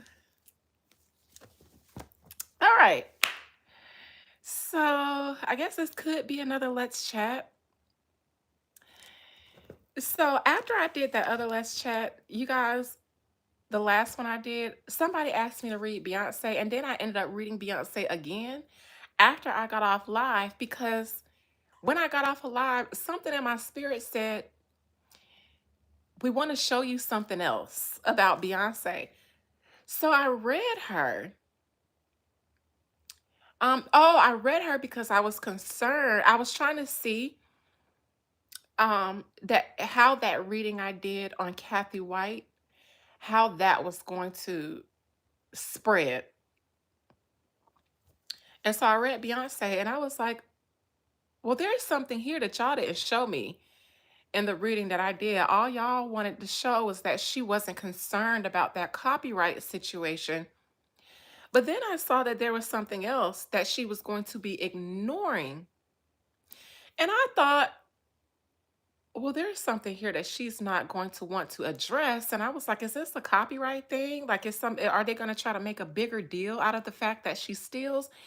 And I was like, there's something here that she's going to ignore with all of her heart because it's a little embarrassing.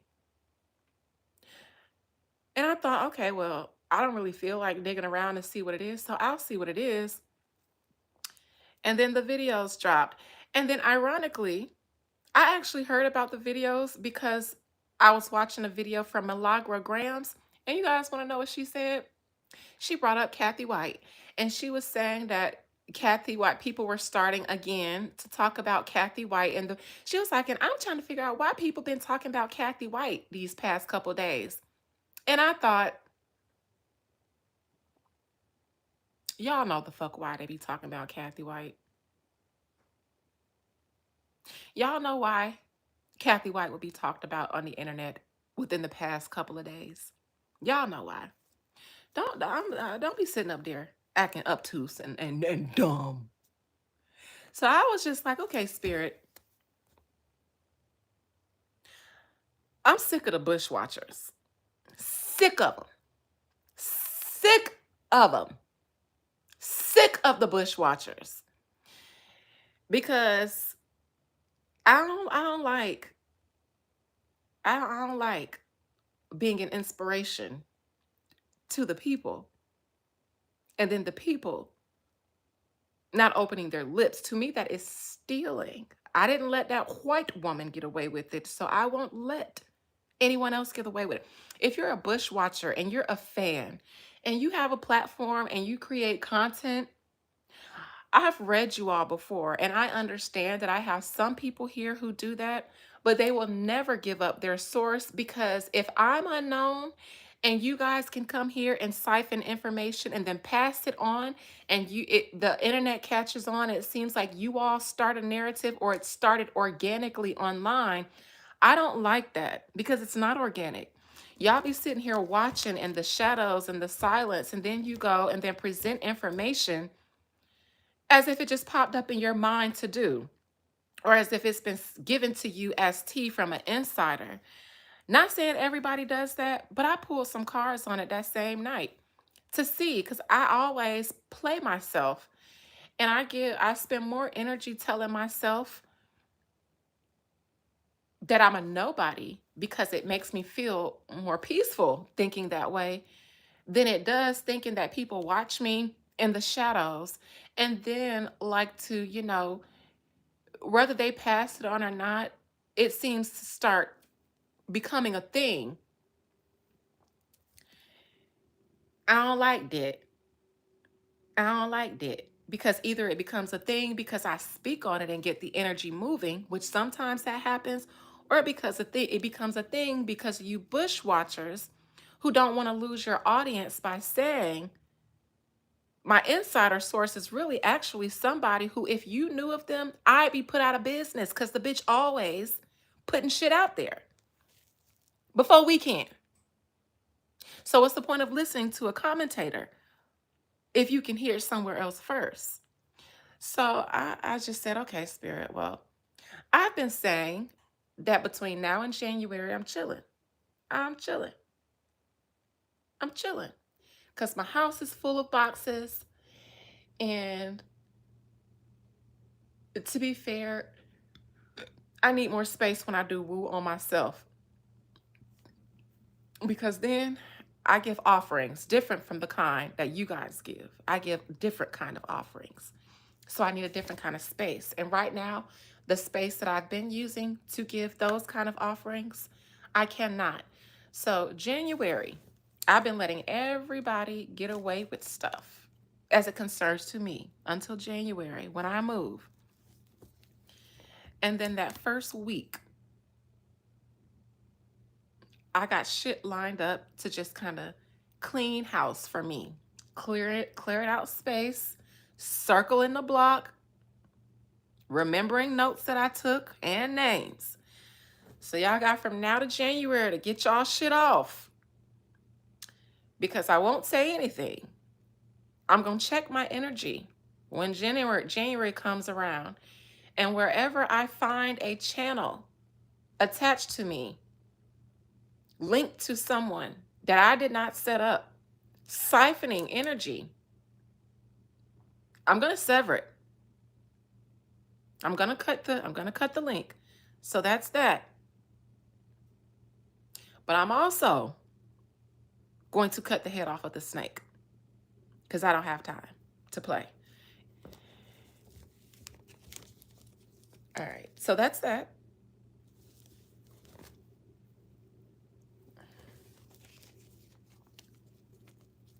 Whatever snake I see, I don't care if it's not even a snake, if it looks like one, if it's just a lizard, everybody getting it. So careful now.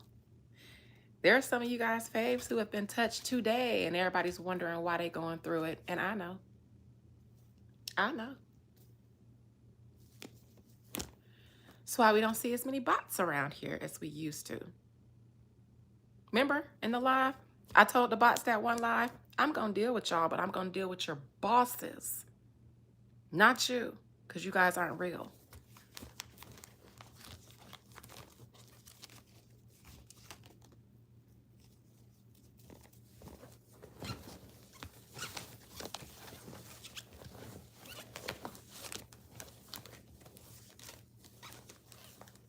Wonder how BlackRock's been doing these days after all of those shareholders start dumping all of their shares. Let me take a gander.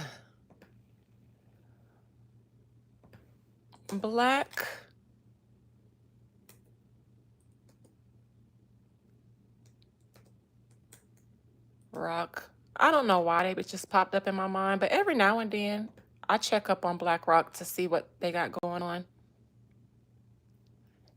Just curious. There are a few entities that I kind of keep my eye on privately.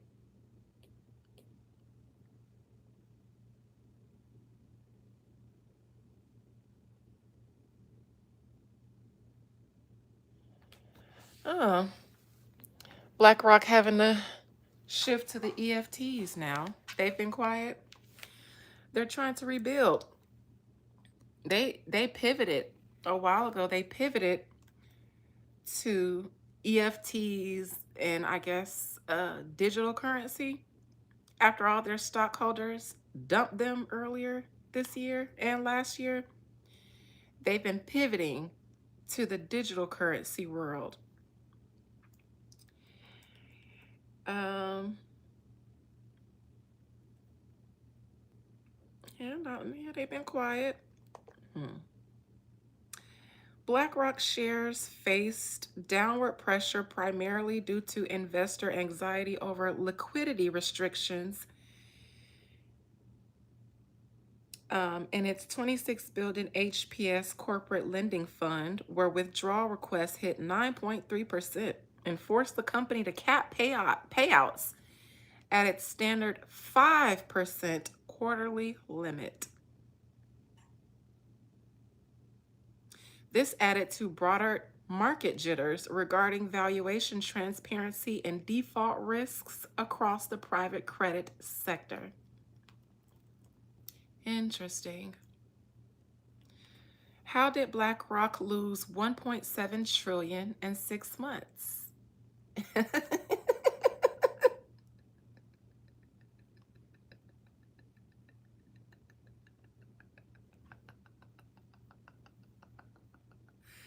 No, I'm laughing at a thought I had. Not them. Not them. Okay. I'm just laughing at a thought. It was a funny thought. Ay, Dios mío.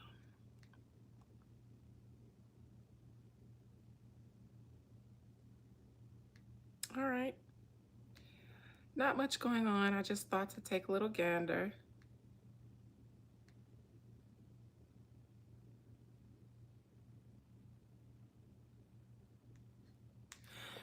I don't know why I just thought about that, but anyway, so let's take another look at Beyonce and see what's going on with her now that she's being exposed.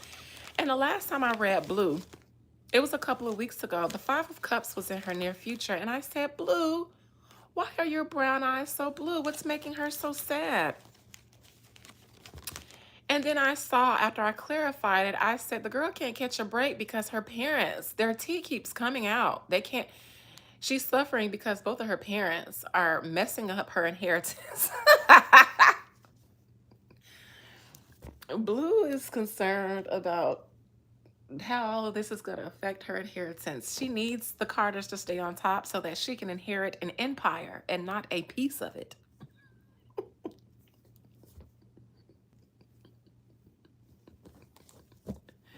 All right, well, let's take a look at Beyonce just really quick. You guys can tell me what else you want to talk about really quick in here. I'm not going to be here too long, maybe to 11. Because I'm sure my mother is giving us updates about my sister's surgery, and I want to just make sure that she's good. And my phone is on Do Not Disturb while I'm at Cassie. Okay. All right. Most High Mother and Father God, please allow me to conjure up the spirit, the soul, and the collective energy of Beyonce Giselle Knowles Carter. And I asked spirits, I said, why didn't you allow me to see this on the live when they asked about Beyonce? You know what spirit said? No tea. It's no tea. And so in the past, I have kind of, as you guys know, pumped the brakes on reading celebrities. I took a hiatus on reading celebrities. And I asked my spirits to lead me down a path that's more valuable because I only start reading celebrities to advertise my gifts. I didn't start on YouTube reading celebrities, but I knew that that's what it took to market myself and build my audience. But then after that, I was going to pull a Jedi mind trick and start pivoting back to where, as an oracle, I feel the need to go. And my spirit said, that's not tea.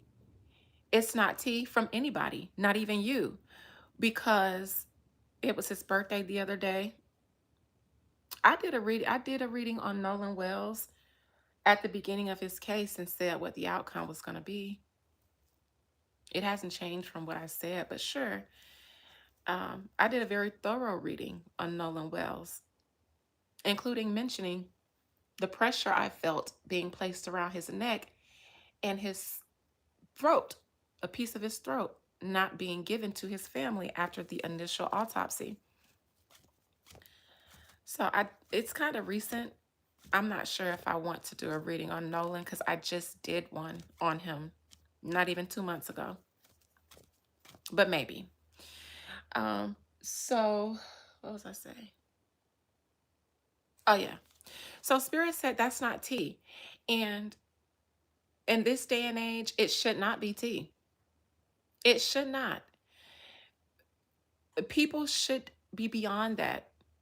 Why is anybody shocked about learning about what Beyonce may have had to do to get on a track with Michael Jackson? Have you guys ever been offered a meeting with Michael Jackson, let alone to do a song with him? You never will.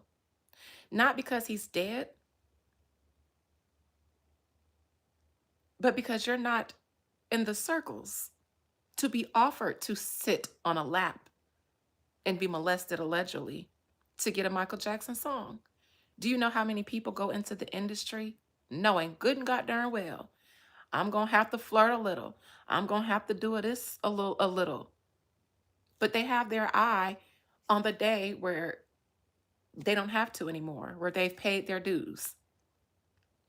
If you've been patronizing my channel, somebody sitting on the lap of an executive should be the least juicy of the tea that you can get. I've broken so many things that other people have gotten credit for, including that Kim Porter reading that put that lady on the map thanks to people that look like me. Because the white community isn't the one who made her famous. Anyways, nevertheless, that's a trigger point that I'm still working on getting over because my issue isn't with her, it's with my fellow community. I'm still working on how I feel about Black people, about that, my community, because I still feel a ways. But that's not tea. And at this point, the stuff that I'm moving on to, it's going to be years. It's going to be another decade before y'all get that in the form of receipts. So as far as me and my spirits are concerned, Beyonce sitting on somebody's lap and being exposed for it wasn't better than the reading I did on Kathy White that night. That is tea. And that is why that same night, conversations about Kathy White start coming up around Beyonce.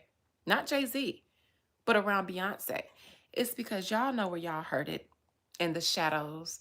And then you go to Twitter and then you guys start making tweets as if you guys are trying to get the conversation going, and you do. You guys get the views and all of that stuff. But at the end of the day, y'all ain't eating unless I feed you. And that's how I'm starting to feel. And I'm finna start feeding y'all piss and poison. All the good stuff does go to memberships. The shit that I just throw out here, it's still good stuff to the people who ain't own the good stuff that we own. You guys are on meat.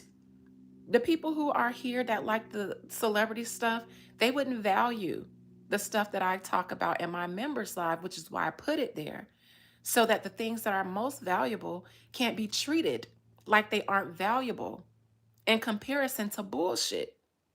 I Beyonce wasn't a topic that I thought was deep. The things that I think matter today, they do go in the membership. Problem is, everybody else be 10, 20 years late, which is why there's a such thing as a prophet or a seer. The things that are going on now, I probably was talking about years ago, celebrities and stuff that goes on in the industry. And I don't even think that that needs an expose, because at this point, we should just be prepared to accept those truths. How do you think somebody like that can get with a Michael Jackson when the industry is gate kept? Y'all don't understand? I guess not. I guess not. Because the sheep is a sheep for a reason. You're there to celebrate celebrities. I never celebrate them. I say that they're the help, they're my entertainment. Not because I've read some of them personally, but because you just have to have common sense to know that a Michael Jackson situation is going to be gate kept, and you got fine ass Beyonce. If there's one person standing in between Beyonce getting on the phone with Michael Jackson and it's a greedy, nasty executive, then yeah, I'm going to close the door until you sit on daddy lap. Then I'll put you on the phone with Michael. Now, what do you do for a track with Michael? Hmm? Hmm? You saw what you do for a phone call with Michael. What you do for a track. Now, fun fact, that still ain't no tea because you hoes fuck for less every day.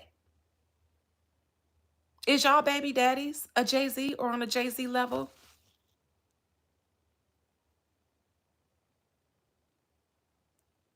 Do you got to fight them for child support? Even if the child support is a couple $100. Y'all fucking for love. And I'm sorry, but emotions make you cry sometimes. Love is fleeting. A Michael Jackson track can solidify you, your brand, and your career. I don't see that as tea, and neither did my spirits. Because every job that you work, you make sacrifices for, including that 9 to 5 job that y'all making a sacrifice for. Sitting down, you're sacrificing your time, your skills that you could be using or exploiting the same way your job does. That's no shade. That's saying everybody has a sacrifice to make for where they want to get in life. That's hers. Every industry has one. I make some too. And a lot of times when you're trying to get higher up, then you have to have a conversation with yourself about what sacrifices you're willing to make today that you weren't willing to make yesterday. Does that make you evil? No. Does that make you evolved? Yes. Some things you value because you're poor. Some morals you have because you're poor, not because you're a good person, not even because those actions make you a good person. You just do them because you're poor. You've never been in powerful circles to understand how power works, and it doesn't work off of morals. So even you being a righteous person could still choose to play the game as long as you play the game in a sense that you're not giving anything that you are making nothing that you don't feel uncomfortable sacrificing. I never judge any sacrifices. I just say don't sacrifice anything that you can afford to give away.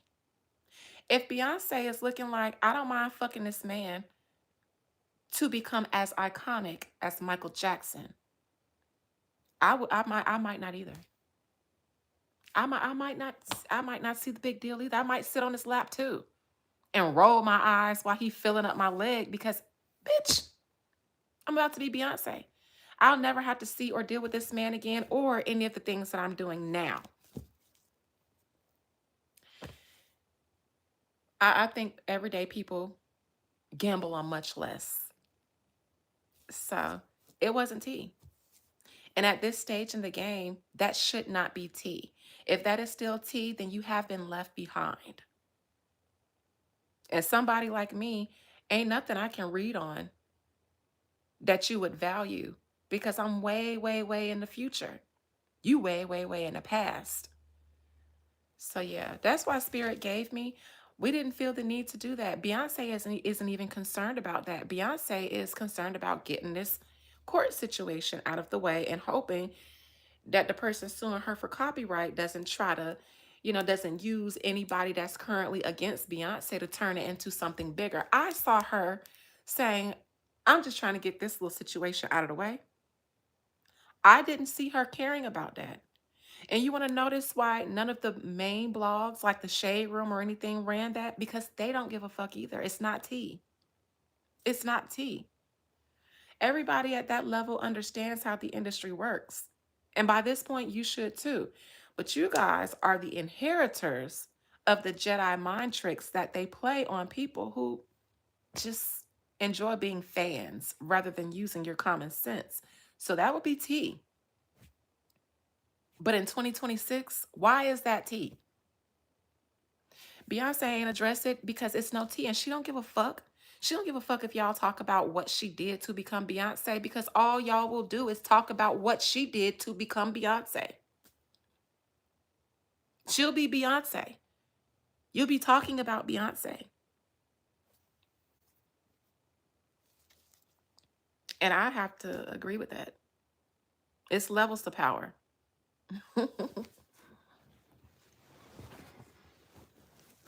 I exposed something in detail about the passing of Kathy White that was interesting to some parties based on some of the reaction I got after that live. But here on the internet, you guys are talking about Beyonce sitting on daddy lap to get on the phone with Michael. Duh. How long does the industry have to be exposed for y'all to just be okay, be no longer surprised? Problem is y'all enjoy being fans. So that's why the Jedi mind tricks and the PR tricks work on you because you want them to. You don't want to believe bad things about your faves. So when they come out and then their PR machine cleans it up, you choose to believe the cleanup. But then one day, some receipts drop that cannot be refuted, and then your flabbers are gasted. You guys will always be late if this is how you move. And you're already late if you're here looking for good tea because I don't put that on the public anymore. I drop my gems to my members. Spirits told me to do that. They said to start separating or to start acknowledging the separation because the separation has happened. The wheat have been separated from the tares. So I just do the same thing. I give one buffet to the wheat, one buffet to the tares, but nobody's integrated anymore. The spirits have marked who's who. And I've taken note. All right, Spirit, what's currently going on in the life, mind, and collective energy of Beyonce Giselle Knowles Carter? Please allow me to see all, and I will allow myself to see it too. What is going on in the life, soul, spirit, mind, and collective energy of Beyonce Giselle Knowles Carter now that she's being exposed? Does she care? Does anybody who means something to her care? Will this affect Beyonce any more than she's already been affected? Because somebody asked me a while ago, when will Rock Nation fall? And I said they've been falling in slow motion. It's just that everybody's looking for them to fall the way that they think they should, that you guys miss when karma has been repaid every time because you're looking for it to happen the way you want it to. A slow burn is still a burn. And I'm not one looking for their downfall, but I say that because they have been falling. And for the people who are looking for it, you haven't been seeing it because you've been looking for what you want to see.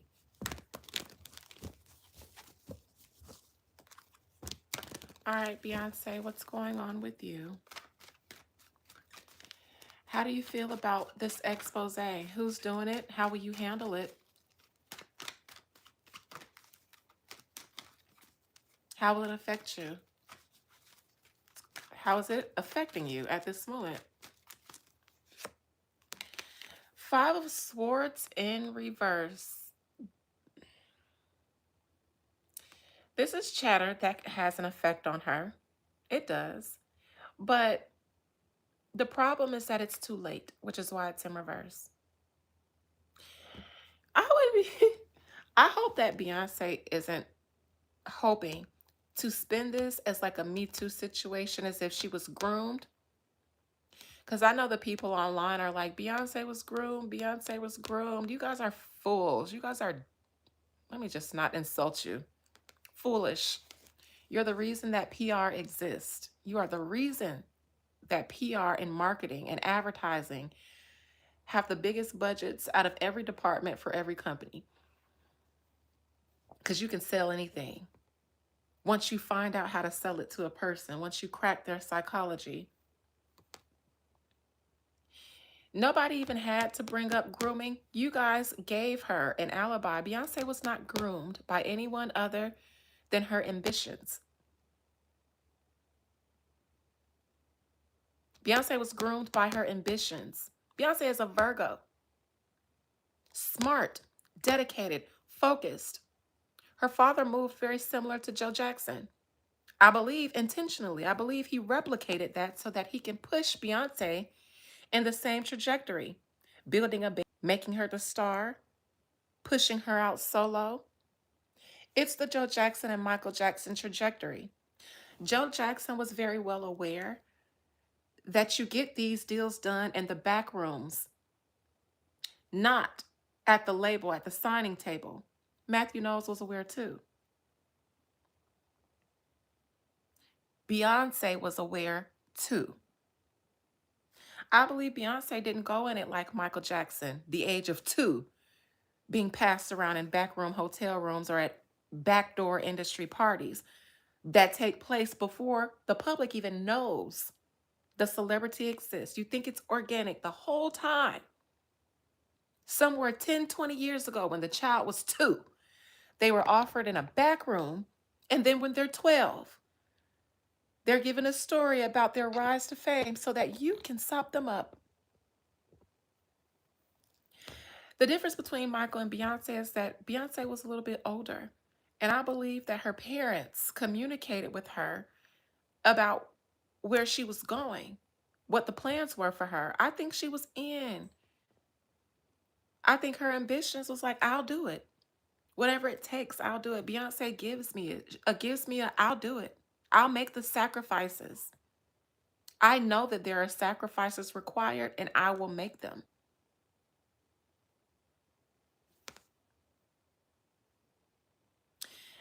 But for the people in the back, they can spin this as Beyonce was groomed and give her a Me Too moment. Now, this would be smart. That would save Beyonce and Jay-Z. Problem is, if they do that, it actually won't save Jay-Z. Well, no, it'll save Jay-Z because then they'll start spinning it to make it seem like that's why Beyonce got with Jay-Z, so that he could protect her. The other problem with that is how young they were when they got together. So Jay-Z could look just like the white man. Only thing is, he kept her for himself so that nobody could have her. Either way it goes, Beyonce could use this and play a Jedi mind trick and be the victim, and then relaunch her image off of her being the victim, because she could chalk every bad thing she's done or that you all think she's done under the fact that she was groomed and a victim of the industry, when I believe it's the other way around. You want the lights, satisfaction, Hollywood. That's a Beyonce. They talked about the 27 Club and how people sell themselves to get in there. They glamorized it. Beyonce know exactly what she got into. That's probably why it's being passed around online. Little places online, little comment sections where things are supposed to grow organically. That's where the PR hides out at, where it seems like a conversation will come organically. No, we saw it being debated in the comment section and then the blogs picked it up.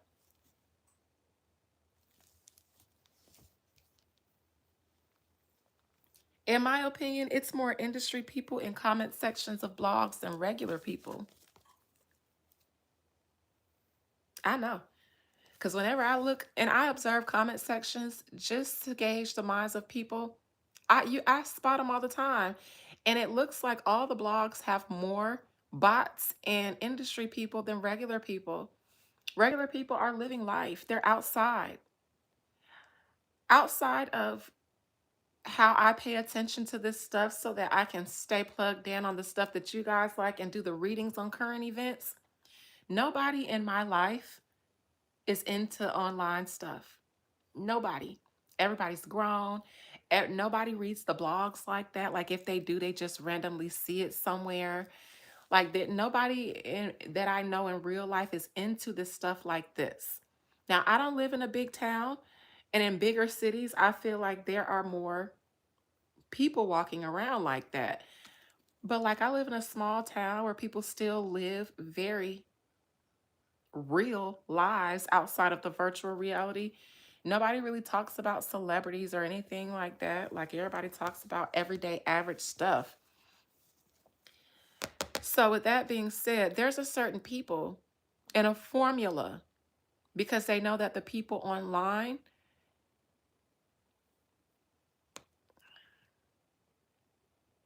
are losing consciousness the longer you sit online to entertain celebrity bullshit. You can even take a break from me if you want, but I do a better one. I take breaks for you. For one, because there's no such thing as a psychic who can do this all day, every day, and not be drained. And if you're a practitioner and somebody that has a job, I work real estate. I can't. I can't and I won't. Because then I'll be just reading anything just to be up here every day and to give you guys something to talk about. And that's not what my gifts are supposed to be used for. That's not what I am. So, anyways, so I do other things in members' lives and we a little bit more well-rounded. But anyways, challenging Beyonce, Page of Wands is her sitting on the lap of the industry guy. He was probably hard. I imagine when she was sitting on his lap, he was probably growing an erection and she could probably feel it. Now, he did mention that she was shaking. Do I think Beyonce enjoyed sitting on that man's lap? No. No.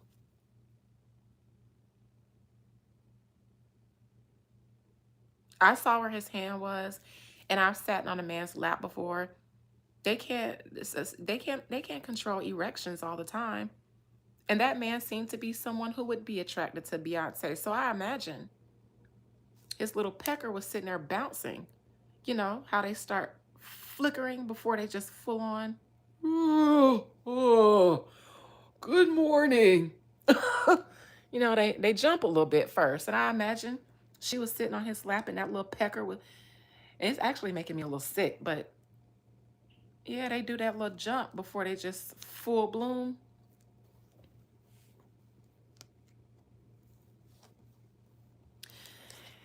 So I was going to bring a new series to my members live because I have been preparing for a new series and I've been doing some ground research before and compiling ideas. And there is a book that I am reading,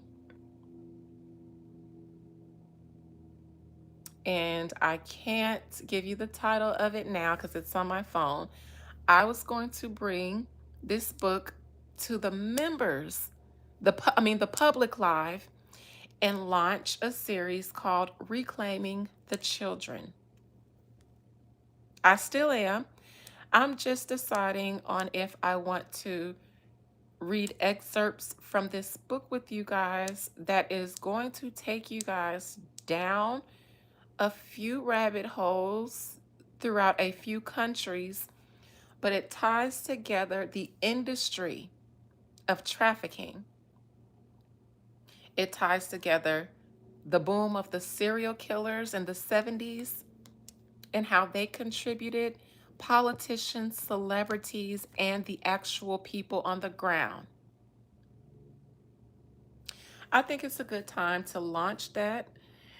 Um, so it will be less reading. It will be less doing tarot. I will be reading from this book that compiles various investigations that have been swept under the rug various people and information that has not been known public while these investigations were going on, and even some scrubbed. And then as we come upon certain points that need to be cleared up, I may bring out the cards. Um, I've been debating on if I wanted to do that on my public live, because YouTube, I imagine Google and the powers that be are not going to let me just do that easily. Um, but fuck it. We start tonight. What is that book? It's in my phone. I don't even think I sent it anywhere else, so I can't tell you what the book is called now. It's all factual. Um, so I know we did a reading on Harvard. Remember when we talked about those missing corpses? We did a reading on that, Liv. All right. This is the peckerwood that Beyonce might have had to jump on to get to where she is today.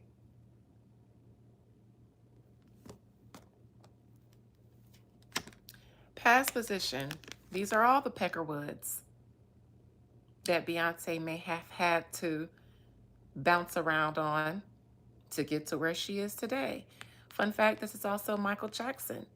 Because yes, Michael Jackson did fire that man, but it wasn't just gay porn he was making.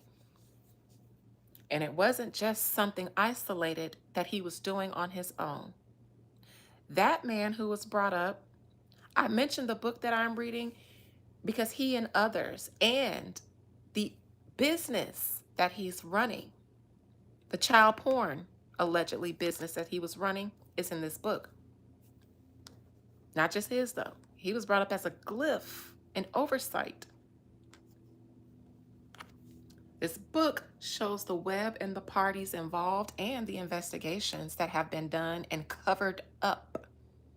The presidents and politicians who have been involved in these and have covered up the investigations. Daycare centers, Boy Scouts, schools, churches. There's an organization who teaches pedophiles how to infiltrate these industries. Did you know that? There is an organization, not just one or two guys who get together. There is an organization who trains pedophiles on how to infiltrate these systems. Orphanages and CPS as well. Trains them.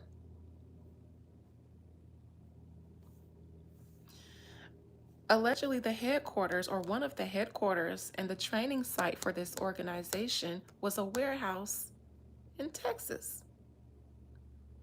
I'm just using that one as an example, but there's so much more. But I'll go ahead and follow my first mind, and I'll read you guys the book. We'll do a book club, and then as we come across pieces, and my members know that this is how I operate, especially my inner courts, we'll read the facts. And then I'll also bring, funny you mentioned Brazil, because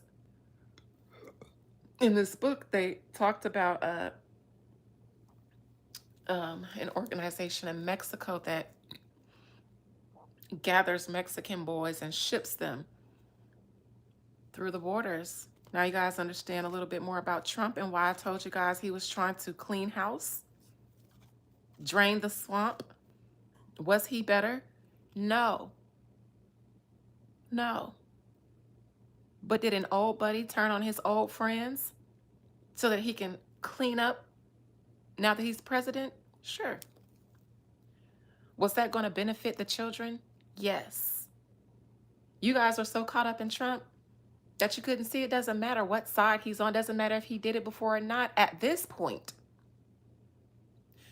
To take down his old friends or to do a little bit of political war, some children could be freed because of this war between buddies. So I didn't give a fuck about the parts that everybody else did. Everybody else missed the point, the plot. But because I'm a visionary, I can see what was happening. He tried. He tried. He tried to bring the system down, whether he protected it or not in the past. When he became president, his job was to shut it down. You guys were so caught up because they ran the PR smear campaign on Trump so that he couldn't get it done because they need the operation to keep going. You guys supported it. Not you all, but the public supported it. Yeah, you did. So what? Trump went against his old friends. So what? Innocent victims were going to get a little bit of reprieve from that. The powers that be said, no, no, no, no, no. That's how we make our bread and butter.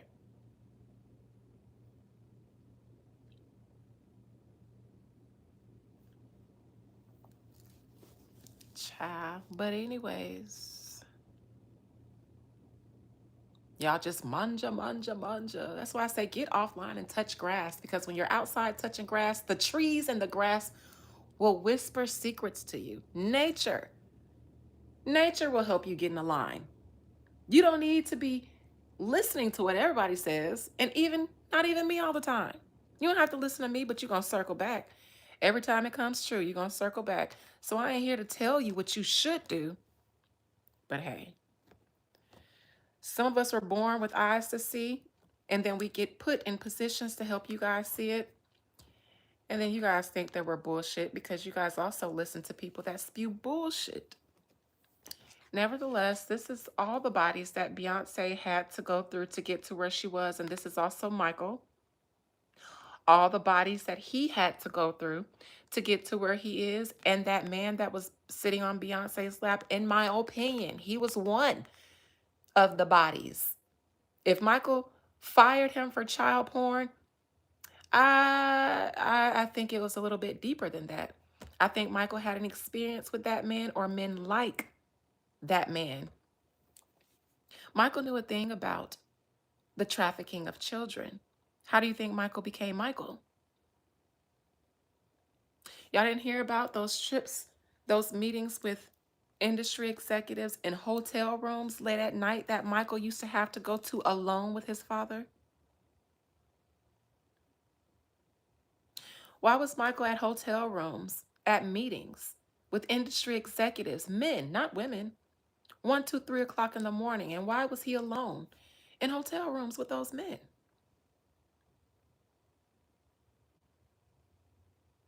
Yes, Michael was trying to save the kids from trafficking, and he knew the industry of trafficking. So it may have looked like he was weird, but he knows how that stuff works.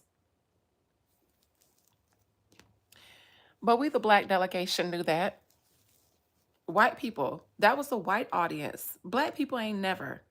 Black people never crucified Michael for that. And when it was going on, all of us, at least for me and my community, we wasn't studying that shit. We knew they was lying. All the adults, they lied on that man, trying to take that man. That lied on that man don't like no kids. I had real molesters in my family who would be like, that man don't fuck with no kids. They knew.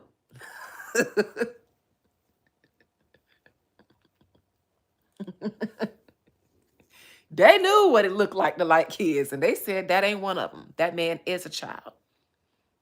That man was trapped at the ages that he was most traumatized at. Anyways, so yes. And they still get to operate in the industry and still get to gatekeep phone calls with Michael Jackson in their lap. Beyonce knew that there were close people who had access to Michael Jackson. He was isolated. You want to get to Michael? Come sit on daddy lap. She knew the fuck what it was. But there's more bodies. Somebody wants to expose Beyonce for that, but I'm going to energetically stand with Beyonce and say that we don't give a fuck who she slept with. I'm more interested in the people that set up this, the people that know that these people have talent. They should just be able to make music. But no, we come with the industry with all these bullshit, knowing that they just want to use their gifts. So we hoard all the resources because you know what the seed of Cain does. The vagabonds have never changed. They colonize everything that exists before them, everything that could exist without them.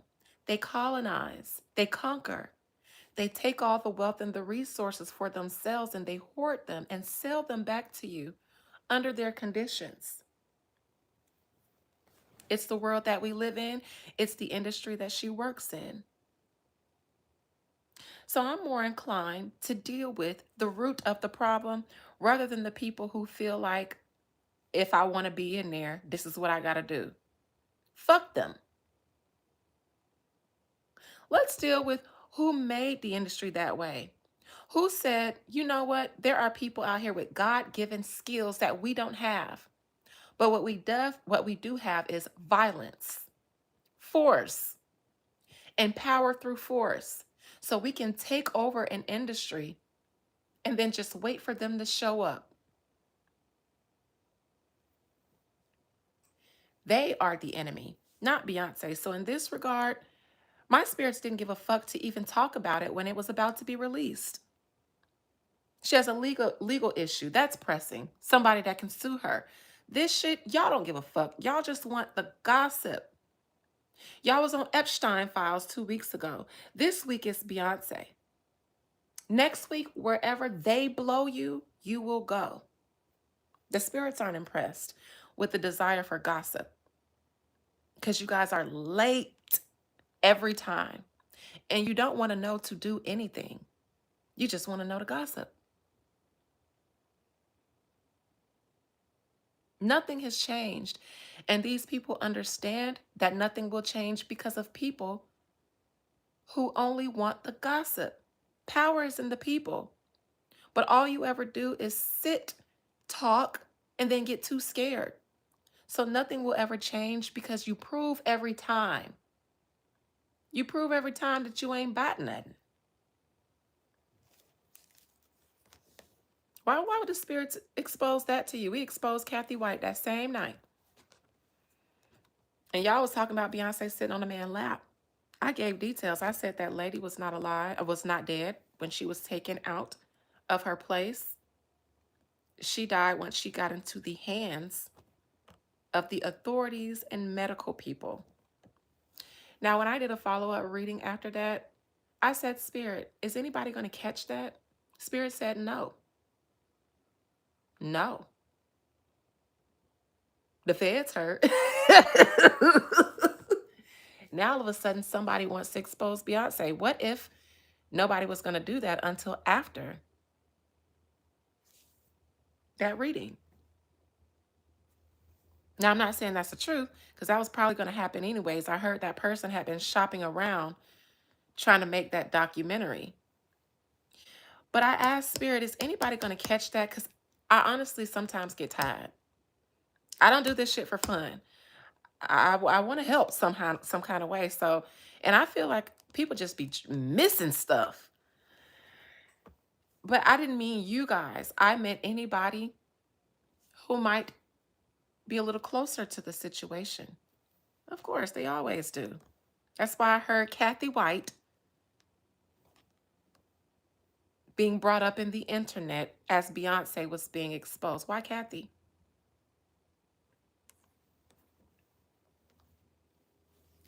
But no, I did a whole reading and I saw the feds. You know, the feds love it here. Do you guys know the feds love it here? Do you guys know that the feds have gotten help here before? They just can't tell me. I've read them before. And you know where it came from? My Diddy readings. Sure did. Sure did. Because at some point I was enjoying reading Diddy. I was enjoying it. Until I start looking around and seeing other people. It don't matter if other people read it, but bitch,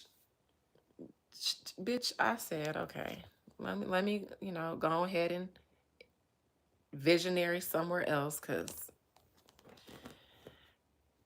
they got some stuff from there. I gave them some information in there too, but it's not something that they were going to use to take him down.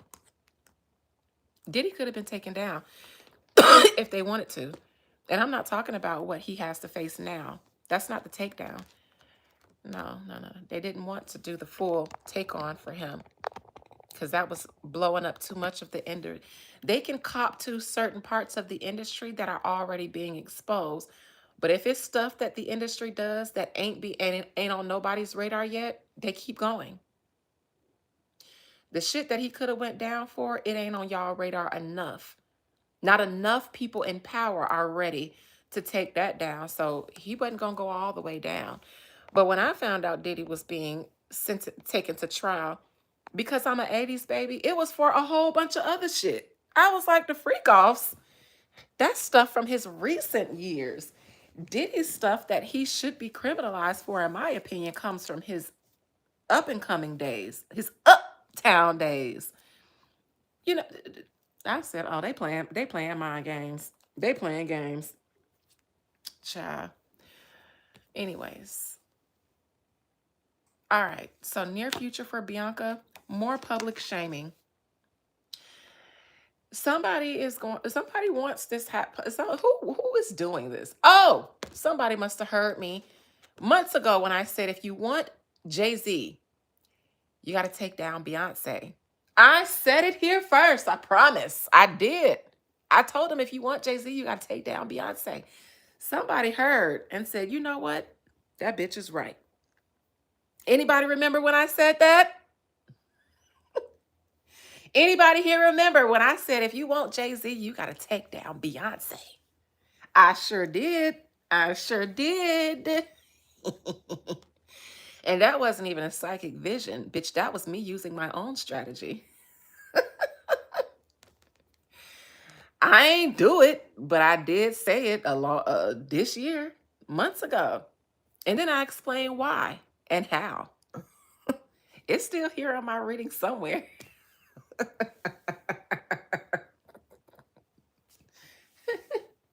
That wasn't even me reading into the future. That was me saying, no, this is what you have to do. This is the strategy of war, and nobody knows war better than me.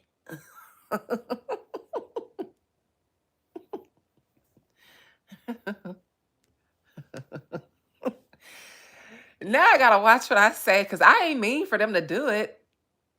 Damn. I love my cousin sister Beyonce. I would have never done that if I knew somebody was gonna do it. I guess I gotta watch what I say around these parts because y'all be taking notes.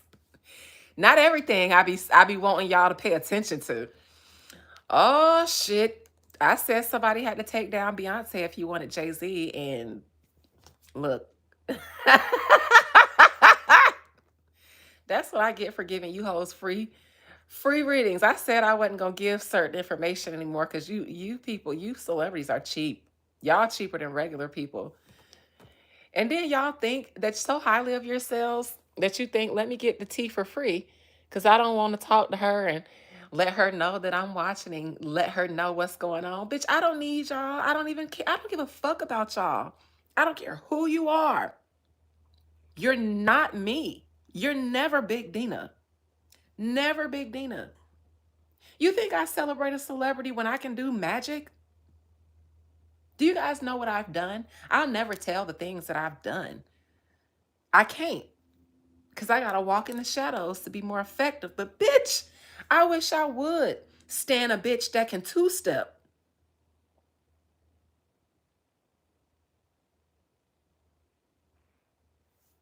You guys are. But I ain't know that y'all knew it was Big Dina and not the little one because y'all be listening and taking advice. Y'all did everything but book the consultation. That's the advice you need because I'm getting ready to curse y'all. I swear it. And I'm going to just sit back in January. Watch next year when y'all see bodies start dropping. Don't ask who they upset. Just know that somebody that's real small, real laid back, real small, a nobody lurks in the shadows. And I'm going to get y'all until y'all start saying my name. Like y'all say that white woman's name. Until you say my name, Big Mama Busset, original to this earth and this planet, whose ancestors gave the world this science. Until you say my motherfucking name. Say it loud, bitch. Scream it. I want you to moan it. Y'all finna get y'all asses kicked, and I mean kicked. And I'm just going to be all quiet about it. Just quiet as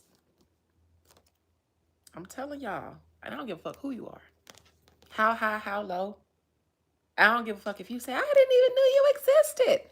Yes, the fuck you did. I'm assume that you lying. I'll worry about the karma for the innocents later. I can deal with my own karma. White? Yes, because I only do that with that lady though.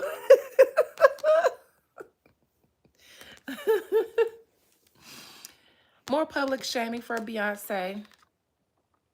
Somebody is going to try to get Kathy White going. So it didn't take enough when I did the reading and somebody tried to fan it up, but somebody's going to try again to fan up Kathy White. Why? Because they're convinced now more than ever that that's the thing that can take them down. And fun fact, it is. And I can tell you exactly how to do it. But I'm not going to I'm not going to say another thing on my live because I can go even more into details. I can look for things. I can look for people. I can look for items. I can look for dates, names. I can look for small details. You guys know I've helped police investigations before. I've helped search parties before. So I could, but I'm not going to say not another mother loving word publicly. Because y'all, somebody's going to try to use that Kathy White thing to take that down because they're convinced that that's the only thing that can do it. But you can't do it without Big Mama. And I'm not going to do it. I'm not going to do it. Unless I know why y'all want to take them down. Tell me why. I'm not going to do it. If y'all got to use my tea to do it, then that means you tell me why. I got to agree. I got to agree. And don't let these readings fool you. I'll read anybody, but that has nothing to do with how I feel about the situation directly. I don't give no fuck about these people. But tell me why you want to take them down. And if you're a white person, tell me for real why you want to take them down. What did they do to you that you can't do to them? That you haven't done to them? Don't let me find a white person behind it because I'm not going to support it. Call me racist. I don't give a fuck. Unless it's the family of Tory Lanez or unless it's the family of Kathy White, somewhere behind it, living or unliving, I'm going to stay in the child's place. I'm going to fold my hands. If there's any victim energy that's responsible for taking y'all down, my name Bennett. I ain't seen it. Huh? What? I'm blind. I'm legally blind. Better not be white. Because then I'm going to say, well, then no. They just did to you what you did. They just outplayed your game. You mad? Hell no. Beyonce sat on your lap and got that phone call, but ain't give you no goodies. And now you want to take her down. You should have got the goodies up front. No. The feds ain't gonna pay me, and that's okay, because I'm gonna get it back. They gonna pay me. Y'all know I know how to make a bitch pay me. One way or the other. One way or the other, you gonna pay me. And so, listen, when I found that out, do y'all know that Amazon sent me a check? Trump. I shared that with y'all. I did a ceremony, and then I got a letter in the mail with a check attached to it saying, first and foremost, President Trump, has forced Amazon to do this class action lawsuit, and here's your cut. And I said, well, look at this. I done turned friends and against each other and made them go to war with each other and paid me.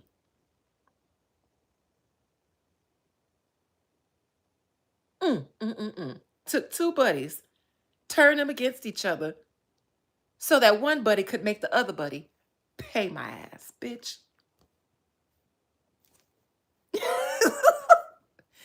Sometimes that ain't even the outcome I'm looking for. Sometimes I'm just doing the woo, and however the spirits want to make it work, make it work. All right, so Beyonce, you have more public shame. The people have gotten their taste buds on this, and they're going to hold on to it. The content creators need it.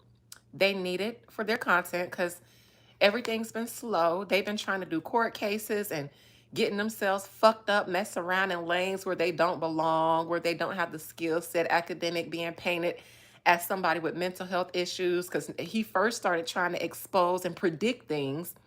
Remember, I said, now why are all these content creators now trying to be predictors?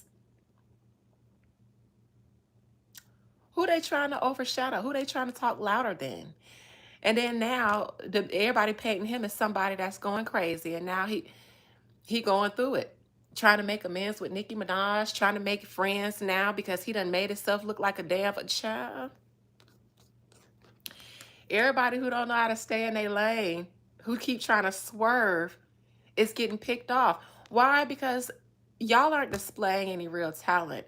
Y'all talent is trying to make money off of social media while creating content is hot. I could see if you guys were the next Nancy Grace or the next Ricky Lake and social media was your medium. No, y'all just hear wherever the wind blows talking about whoever talking about something. And so now you guys will have your teeth in Beyonce. You guys will milk this for all it's worth. And somebody wants it to be milked, but that's what you guys will do. Be careful though, because y'all be getting your pages taken down and all that stuff. While the people like me who put this information out in advance, we don't get hit. But then y'all end up trying to feed off of it, and then y'all end up taking the hits. So you got to check in with your ancestors to see where they want you to thrive at, instead of trying to just be all over the place for a check. Judgment is being called down for the divine. They not playing. Y'all playing online.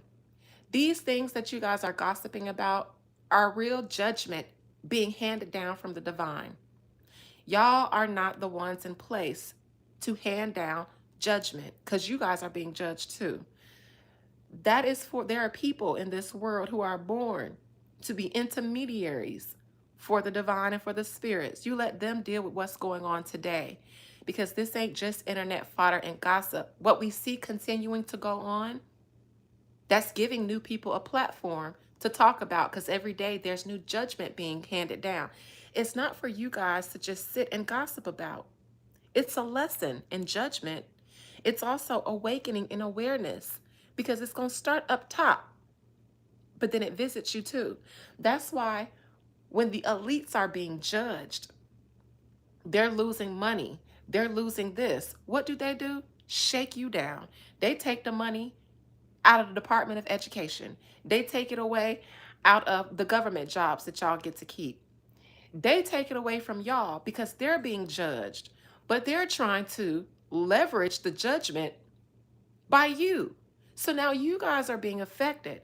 So you go through the judgment too, because they're judged. And if all you're doing is gossiping, then you can't be proactive to get yourself in order so that whenever they're judged, you don't have to be touched with them. It's called judgment for them, trials and tribulations for you. And a trial can be overcome. A trial is temporary unless you make their judgment your judgment, because you're just sitting up bullshitting instead of reading the fucking room. None of this is happening so that you can have something to gossip about until you become the next gossip. And all the content creators are also becoming the content. Y'all got to stay out of this business and stop trying to milk it for money and clout, because this is divine judgment going on. And it's meant for everybody to wake up and sober up. But if you make a mockery out of it, then you're getting in the spirit's way. And then the spirits, you become an enemy of them. People are dropping like flies with this rare planetary alignment because the spirits are busy. And we down here bullshitting. So let's start getting some of the bullshit out of the way so that we can get down to business.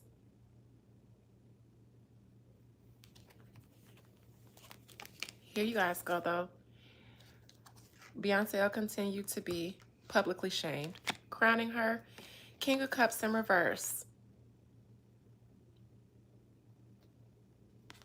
I wonder if she thinks Jason Lee has something to do with this.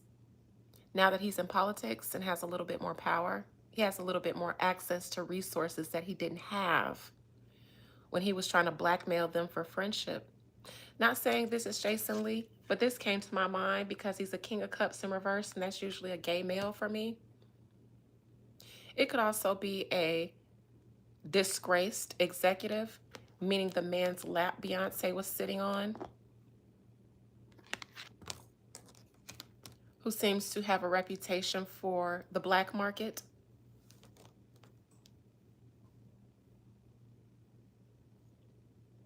If this isn't Jason Lee's doing, he's going to try to find a way inside and make it worse.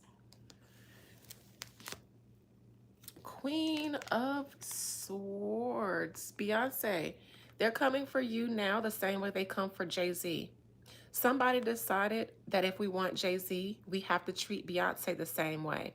So we can't continue to praise Beyonce and then come for Jay-Z, because we have seen that the more we prove to Beyonce that she can save both of them, then she will save both of them. So every time Beyonce comes out and we lose our shit, that upholds Jay-Z. Somebody followed my advice and said, actually, we have to treat her as if she's the enemy too. And so that's how she's being treated.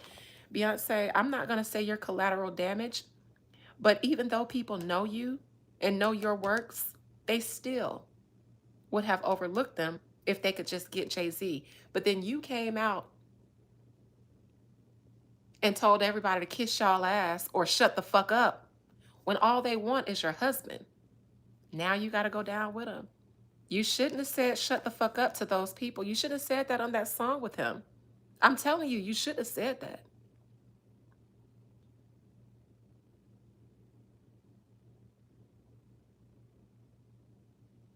Of course the Sun would, because Jay-Z and Beyonce were hoping to move overseas. They need this to spread because I told you guys before, Beyonce and Jay-Z can leverage their fame and their brand to get more deals. If the public still will buy into a Jay-Z and Beyonce brand or project, then they can go to their business partners and say, we don't have the capital, but what we do know is that if you invest in us, all we got to do is drop a tour, drop an album, drop something, because we can leverage that. That's where we can make the money from for you to invest into us. And I told you guys earlier this year that they were losing that leverage. Now they mad. Now they lashing out and telling people to shut the F up. But somebody doesn't like the fact that Beyonce won't let them get to Jay-Z. Beyonce, they didn't want you. They just wanted you to step aside and let them get Jay-Z. But you told everybody to shut the fuck up. You know you love us. And a few days later, they showing you just how much they don't give a fuck about you. Girl, what's the point of having a 12th house if you're not going to use your wisdom? Girl. Haven't you seen me in the Astrals, Beyonce? We share a 12th house stellium. That's why I call you my coven sister. So that's what y'all get for looking at y'all selves above a bitch like me. When I sit comfortably on my throne and make shit move from my living room. I'm just talking shit. They don't know I exist. Of course. Of course they don't. All right, current actions for Beyonce. The Wild. The Wild? Where they at? Is this the Sun?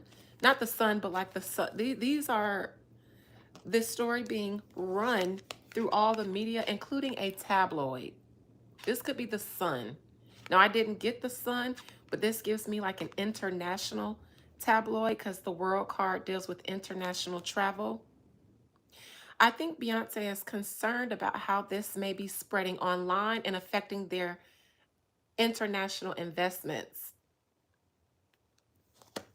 They're about through with the US, but some of their plans abroad had got fumbled. So they end up having to come back here a little humbled, shoot the shit with their old celebrity circles that they were above. But this is going to affect their international business situations or moving situations where I think they're still trying to get out of the US. I think they're still trying to. This isn't going to help them if they're trying to leverage their brand clout. This isn't going to help. External to them, Eight of Cups. They're still trying to leave. So these are their foreign investors. They're foreign people who know that they're trying to set themselves up.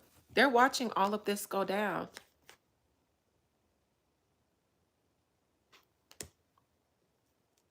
And they're aware that Beyonce and Jay-Z have been trying to leave the industry because they've been seeing, after Diddy got taken down, listen, Jay-Z's been fighting for his life. He has been fighting for his life. Diddy doesn't have a Beyonce. Jay-Z was smart. It wasn't love. Jay-Z understood when he started hanging around those businessmen how they value people who know how to uphold partnerships. So in the corporate world, being a married person will help you. I know y'all kids these days don't value marriage, but y'all don't know shit either. Y'all ain't in no positions of power. Y'all got all this money but no power.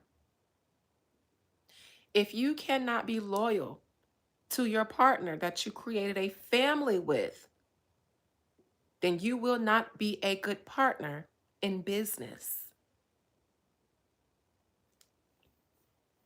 There are moral clauses in there for a reason. So yes, Jay-Z, once he start getting out of rapper and more business, that's when I think that he realized I need a wife, and not just any wife, but a complimentary wife.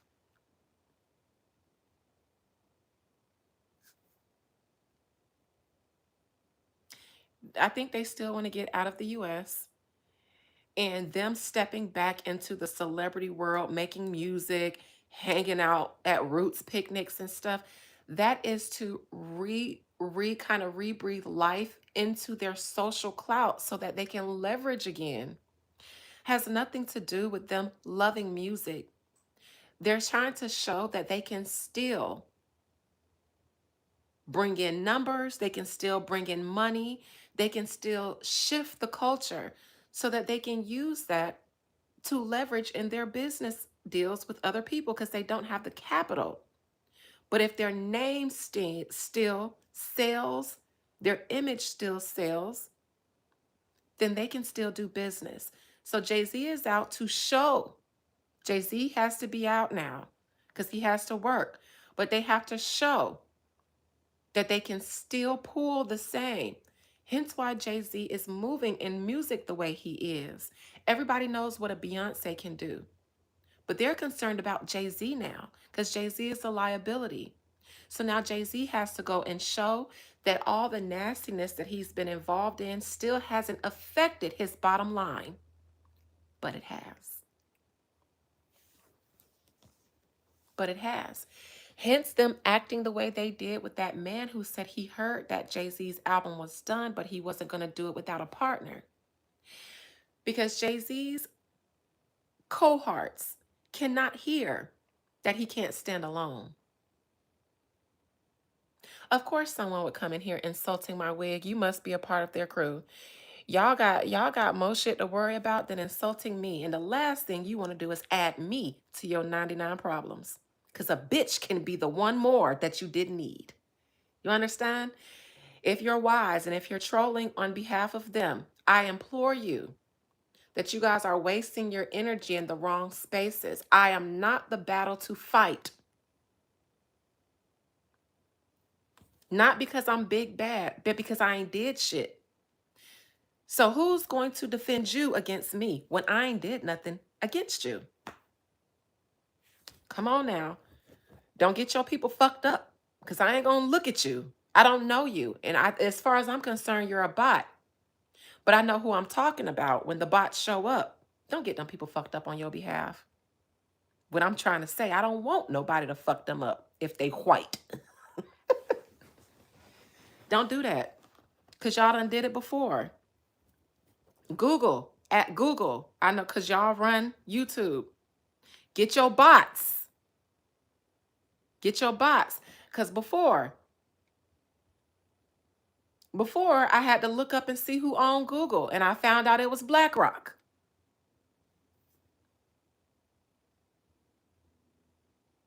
I always say I'm going to deal with the bosses. So I start all the way up at the top. If that ain't enough, leave me alone. Leave me alone. Ain't nobody got to believe nothing I'm saying. It's all for entertainment purposes. I'm a crazy lady. Okay?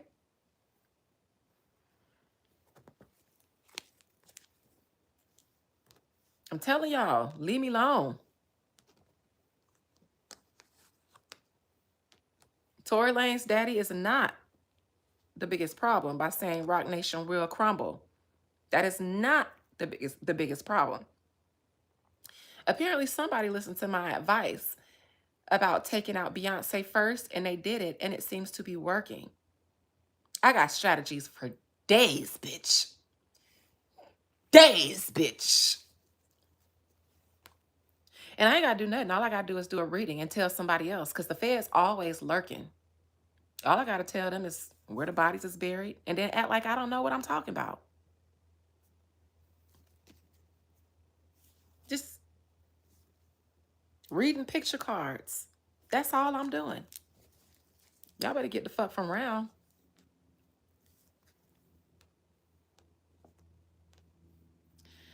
All right, hopes and fears for Bianca. Strength in reverse. Ooh. Beyonce shook. Beyonce is shook. Beyonce is hoping that nothing else, and I'm talking about nothing big, because Beyonce has skeletons in her closet that have nothing to do with sex, but violence. She heard y'all trying to bring up Kathy White, and maybe, just maybe, she heard me too. Now that has Beyonce shook. She don't get no fuck about y'all knowing that she might have fucked around. Fuck y'all. Y'all fuck for free. And I'm saying she shouldn't give no fuck about what y'all got to say about that. When y'all got broke ass baby daddies and your name ain't nothing. Bitch, fuck y'all. I'm so serious. Y'all know I got ladies of the night and gentlemen of the night as some clients. I got a little bit of everybody as a client. So I don't judge. Not that. I do who to help y'all. Get y'all. Yeah. Yay. Yay. So fuck that. If you hoes would, you could. I bet you. It's a few bitches with a platform right now talking about Beyonce who could, who would, like they never would before if they could. Y'all hoes be itching to get into the industry, knowing what they gotta do. Y'all know exactly what y'all wanna do, but a bitch ain't checking for y'all. Y'all ain't got no exploitable talents for somebody to come invite you on the casting couch that you would gladly lay your legs on and spread them to the moon for a Birkin. You hoes is... So no, Beyonce ain't worried about that, and she shouldn't. But there is something that's out there that she's hoping doesn't get touched on. And it's what I touched on. And y'all can touch on that other shit. And I hope she's watching, like somebody from her camp probably was, so that you know, Beyonce, if you get to me before them people, I got your back, sis. Only thing is, I might not have it. I might not actually. If Kathy White's ancestors approach me in the astral and say, you bet not have that bitch back, I'm going to be like, whose ancestors got the most coin? I don't know none of y'all people. I don't know y'all people. Kathy, you knew that man was married. Okay, listen, y'all know how these celebrities get. When you trying to expose them, they get a little powery. They go on power trips. Who ancestors got the most coin? Who ancestors going? I'm selling myself to the highest ancestral bid. What you got? What you got? Beyonce ancestors coming strong now, Kathy. So I don't know what your ancestors did or what they was, but I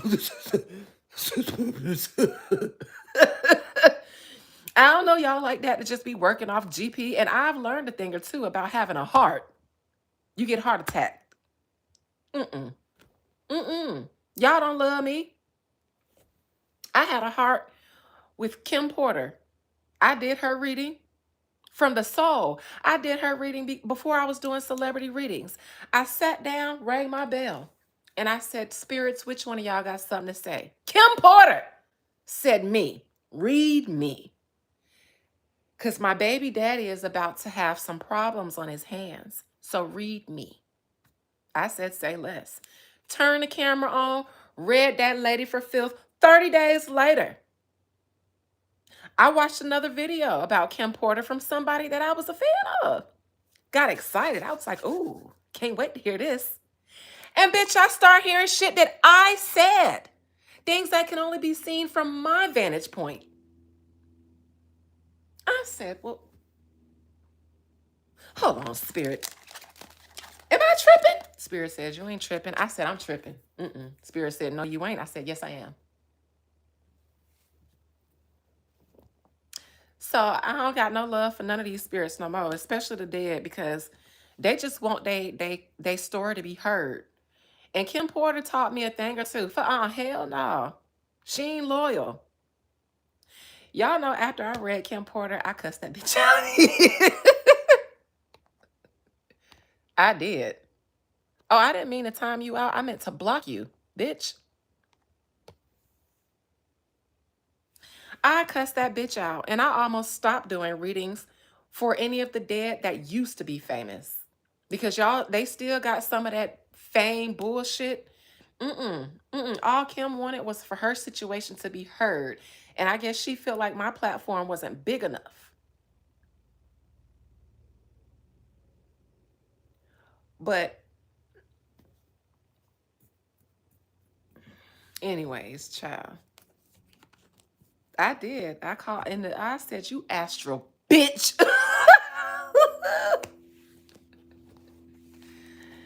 And I don't give a fuck which one of your family members seen it, bitch. Hell no. Hell no. I had less than 100 or something people on my live. And then all of a sudden I started seeing a white woman being worshipped in the black delegation. I said, oh,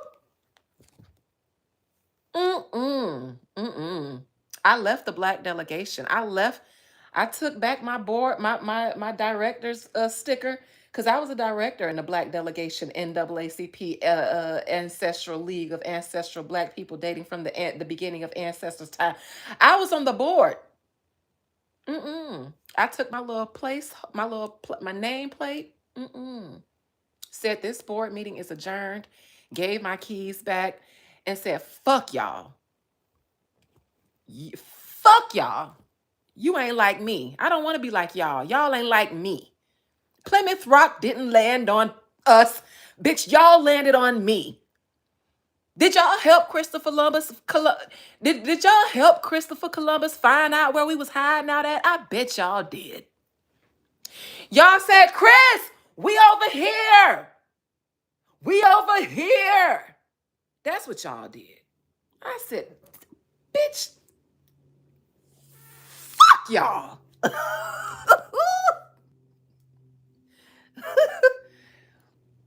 I said, oh, and my bitch.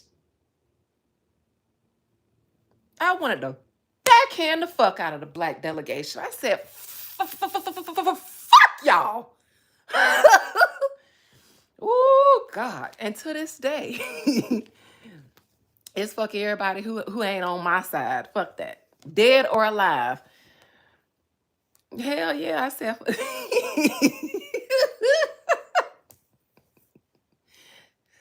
And then after I finished reading Kathy, see, after I got off this live, I went back and I always do a follow-up reading. And I pulled some cards and I just looked at them. Kathy, what the fuck you want to do?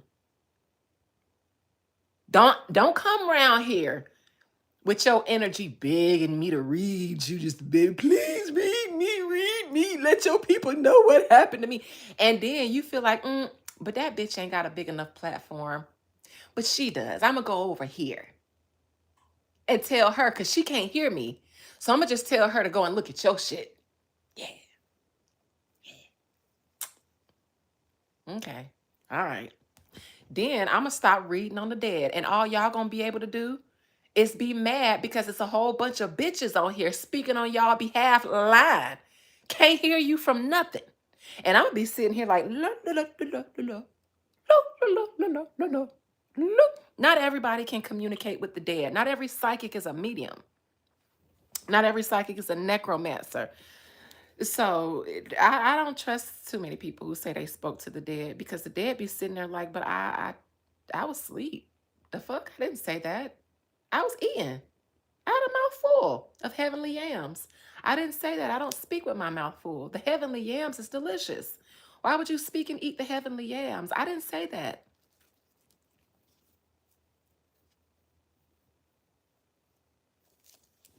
The dead is a different breed. They're not your ancestors. They don't give a fuck about you all the time. Sometimes they approach you because bitch, they just need you. All they want to do is use your living body to get out what they need to say because they couldn't say it in their living body. Sometimes that's how it is. The dead don't always give a fuck about you, so it ain't the best. Shouldn't always want to work with the dead. And them bitches ain't always loyal. Just how they was in life is how they gonna be if they in the dead. Kim Porter seemed like the type, well, you was a victim, but you wasn't all clean. You like to go where the money reside, where the power reside, where you can come up. Cause me wasn't enough. I don't have a big enough platform.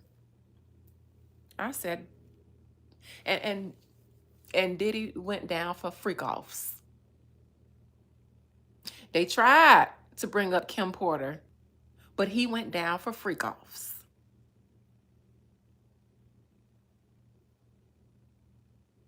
Hmm. Hmm. You don't win when you play dirty. And the seed of Cain don't have no power in the astrals. Maybe, just maybe, they might be able to see it, but they don't have no power. Power means natural. Nature only responds to nature. And if a bitch ain't 100% made out of the same elements of this earth, because half their DNA is foreign to this earth, then there is only so much you can do or see. But making shit shake like that, you ain't gonna be able to do it versus a tree. You can't come against a tree if you a light pole. The light pole was created by man. The tree came up from the ground. The tree is going to trump the light pole. It'll be there long after the light pole, according to if you let nature run its course. Come on now. Come on now. So yay. Kim Porter might have got justice because they were trying to bring up her and the Diddy situation. Couldn't make it stick though.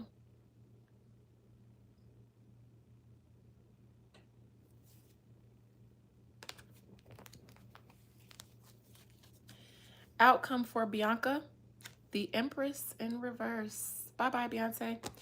And not saying bye-bye, but Beyonce, you are ruined. You're ruined. And this is going to prove it. Did Beyonce already see a little bit of the writing on the wall?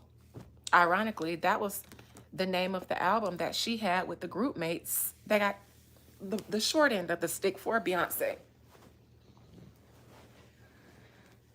The writings on the wall made Destiny's Child a household name, if you ask me.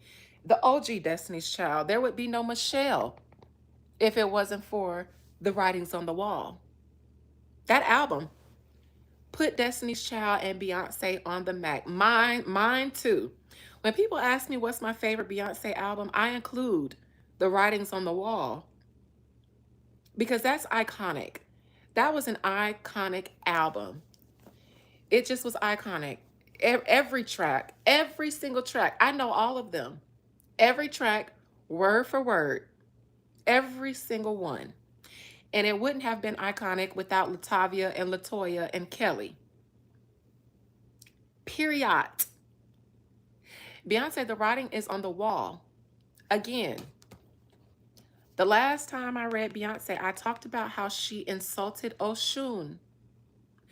Oshun, they just had the Oshun festival. Oshun just had her day and her festival in Africa this month. They're probably still celebrating the Oshun festival in Nigeria now. Y'all remember that live when I said, Beyonce, you've insulted Oshun. How did you insult her? You invoked her for your life.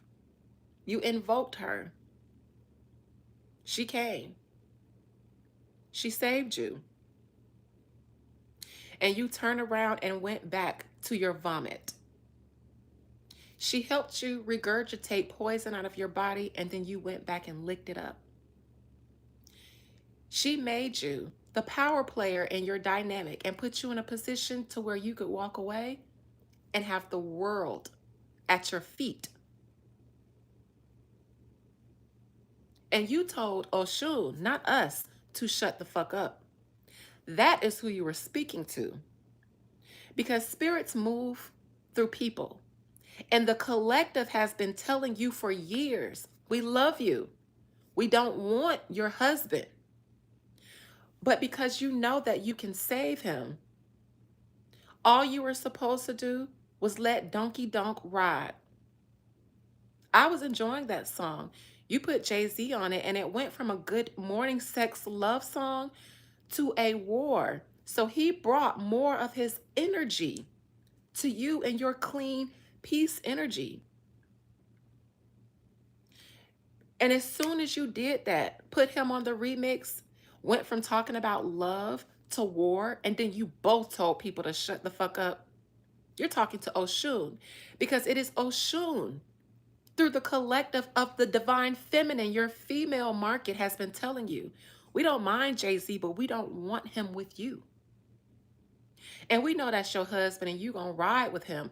But when you choose to do it so defiantly, you're not being defiant to us. We're poor, right? We're underneath you.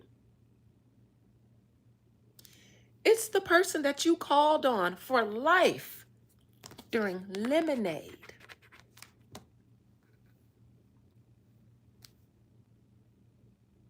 And Oshun didn't just listen to your pleas. She took an account. Because if she just listened to you, all you wanted was for her to make him act right. But you can't do that with a deity. You can't do that with nature. Nature is going to restore righteousness. All you wanted for her to do was to restore him to you. But Oshun is not something that just works how you want her to work. She heard you.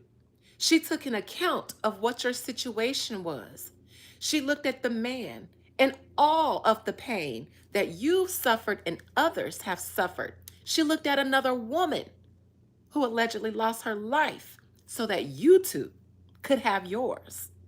She lost at your pain. She looked at Solange's pain because Solange can't have the relationship with her sister that she had because her sister chose to choose a man who would be nothing without you. Oshun said, I took an account of your situation. You are the source of power in this scenario, but you're giving it away. And all you want for me to do is tame the man when I've made you above the man. But you want to be beneath him because your mother told you that that was your place.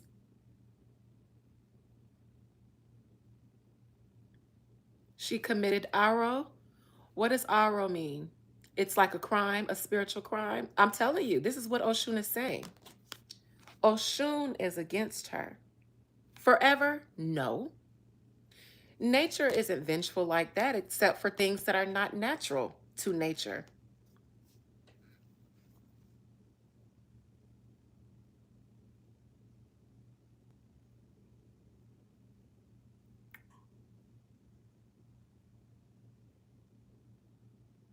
That's exactly what she did. I've been saying this for a while. Beyonce, you upset Oshun. Why would you think? See, y'all problem is y'all think Oshun is only love, luxury, money, honey, seashells, sunflowers, and men.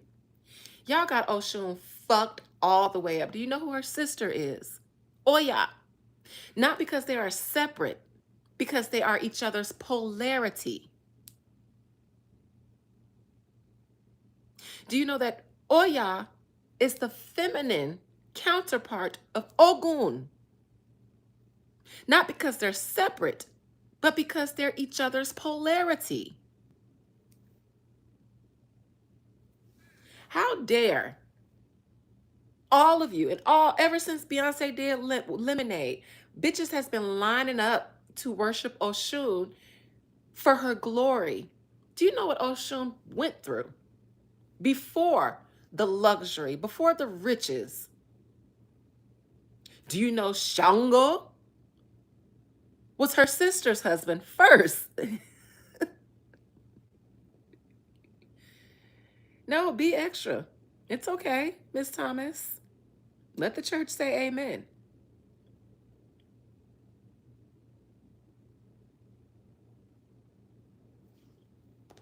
This empress isn't Beyonce. This is Oshun. See the yellow? It's beneath her now. Now you're getting the other nature of Oshun. Oya, who comes like the winds of change, quickly, swiftly, destruction follows, like a tornado. One day, Beyonce was chilling, worried about a copyright suit. And in that same day, exposed.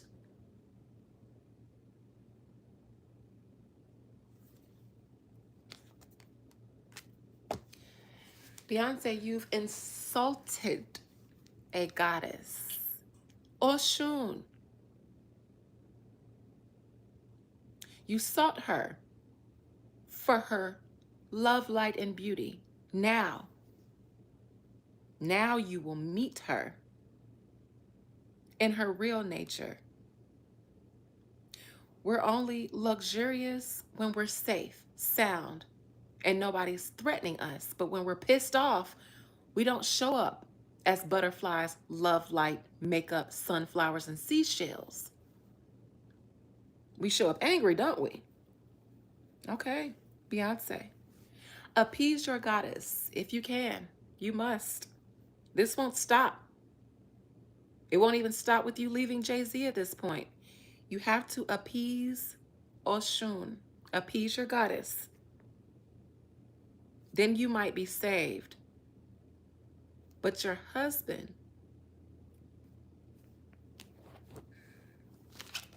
oh, one of y'all in her camp gonna see this? Mm.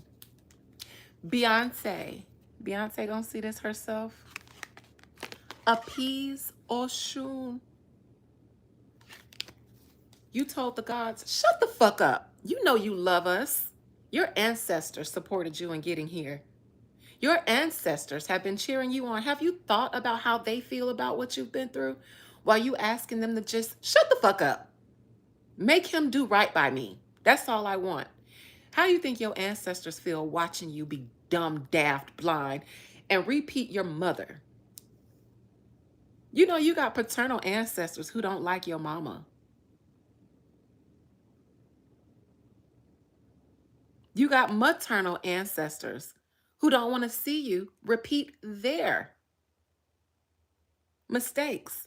You talked about your grandmother dealing with the cheating dog and then having to turn lemonade. All y'all know how to do is turn the lemonades into lemons.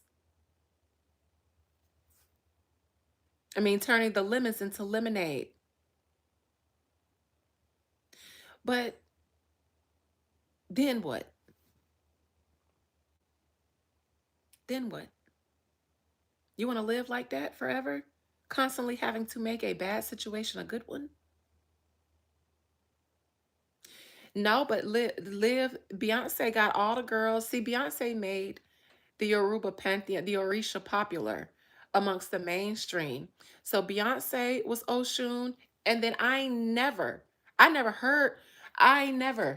seen so many girls go from our Lord and Savior Jesus Christ to Oshun. Who started telling all of these girls they was daughters of Oshun? But they found out that Oshun was responsible for luxury, love, money. That's all bitches want, is to be cute and find a man. Y'all don't care about nothing else but dick and daisies. But y'all skipped the story of Oshun. Y'all got to the part that Beyonce glorified. You skipped the real story of Oshun and what she went through. How she became the queen of the markets. She was in the markets making money because she was poor and destitute, broken down. Y'all skipped that part, right?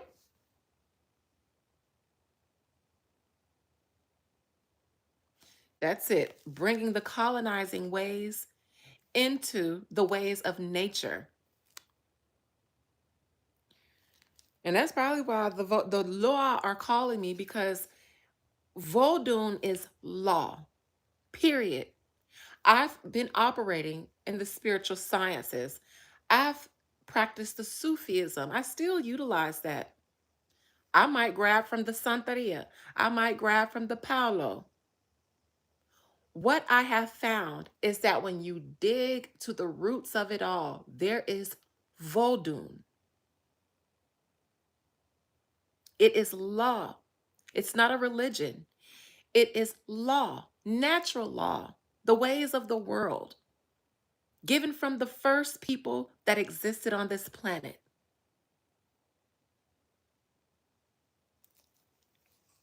That's why everybody's so scared of it. It's powerful. Duh.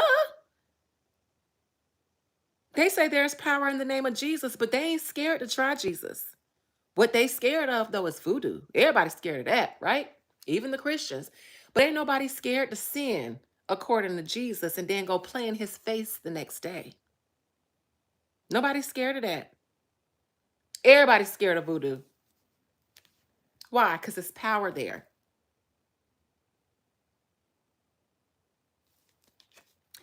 I guess I just came here to deliver this message to Beyonce, because while everybody else is caught up in the gossip, Beyonce, you don't get caught up in trying to save face to the public.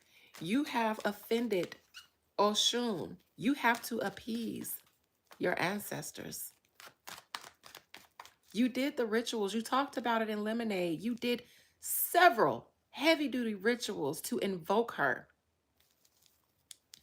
You got to do way more than that. Personal sacrifice will come now, because you got everything you wanted for her, but not what you needed. And then went back and played in her face. You think Oshun would have taken back Jay-Z? No. Why? Because then that would be saying, I don't value myself, and I think that this is the best I can do. Oshun knows she's a goddess. She gonna ruin that man and then go find another one. And if she wants to build him up, good. Best on him if he stays in her good graces. Treat her right, because she don't need you. That was you, Beyonce. Oshun was trying to tell you, you want him to be tamed and stop cheating on you so that you can keep him. Is he worthy keeping? No. Why? Because he needs you. Oshun was saying, Beyonce, whatever you think Jay-Z is bringing to you, you actually brought it to him. If you needed him then, you don't need him now. But you didn't shift that identity, Beyonce. You wanted the power of Oshun, but you wanted to stay in the body of Beyonce. Beyonce's body can't fuck with the power of Oshun. So you needed to elevate yourself if you wanted to continue to channel and harness the power of Oshun, who ain't weak for no nigga. If she put up with them, it's because she wants to. And then when she's done with them, she gets rid of them. Because what you're not going to do is drain me of my ashe. Because you're dying. Because of your choices. Beyonce, you got to check in with Oshun. I'm telling you, sis, you my cousin sister. So I ain't just here to read your gossip because I don't give a fuck. My job is to speak for the spirits. And they said, you've offended Oshun. And all this is taking place for you while Oshun is having her festival in Nigeria. They're conjuring her and she's visiting. Ironically, the first thing she decided to do after acknowledging her children who honor her the right way is come visit your ass, Beyonce. Imagine that. I got my blessings. When Oshun was making her round, my family was celebrating me saying, you seem like you, and this is definitely your winning season. My sister told me that 2 days ago. You're definitely in your winning season. Child, Beyonce, you could be too. Oshun is literally visiting her children and giving blessings. And this what she gave you? A lump of coal. You've been a naughty girl. Let me clarify the Empress. It's going on 12 o'clock. I ain't smoked nothing. I skipped the gym to come shoot the shits with y'all. But the Lord had a word, it seems. We got some healing done at the beginning. And we got some truth. Y'all don't play with these spirits. Y'all see the Woo Lady and the Tati and all the girls online that's been playing with the spirits, trying to use the spirits to make men they zombies and give them money. And they all, I told y'all about them love spells. And I'm telling y'all about using the spirits right now. They are sick of it. And they busy. They busy trying to do nature's work, do God's work. And y'all down here playing in bullshit, bringing the ways of the vagabonds to the ways of the indigenous to this earth, so you'll be spit out right with them. Don't take my word for it. This ain't no curse or judgment against me. Just wait and see what happened to yourself. Just wait and see. Empress in reverse.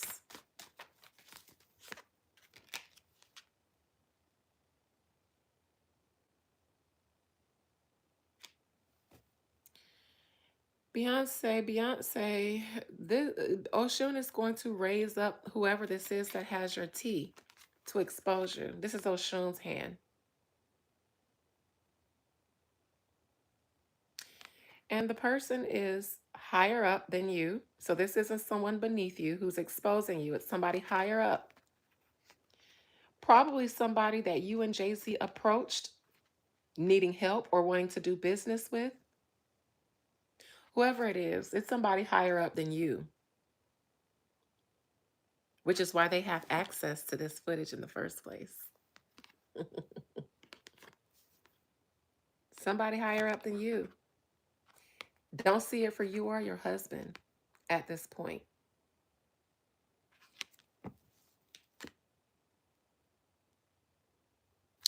Beyonce, it's because you chose defiantly to ride in a boat with Jay-Z and let him row it.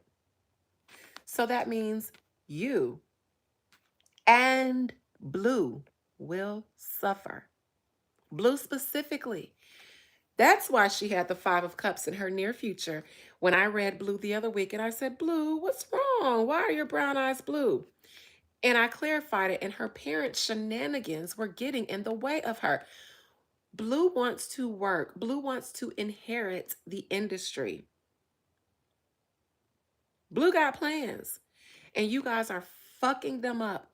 So there is no empire to inherit if you guys are ruined before it's time for her to step up and inherit it. Beyonce, because you're letting Jay-Z row this boat, you and Blue are going to suffer because you guys are losing your music empire. Legacy, legacy, legacy. You guys are ruining it. There will almost be no fruitful legacy for you all to pass to Blue. You guys and your egos are being selfish. If you really want to give a legacy to blue, you guys have to sacrifice yourselves. That means put your egos down and sit the fuck down.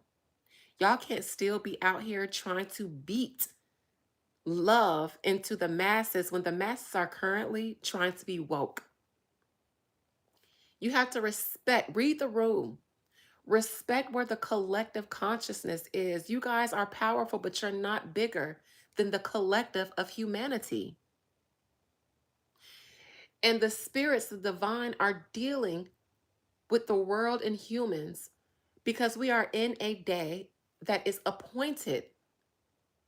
Y'all are not more powerful than what the spirits are doing on earth.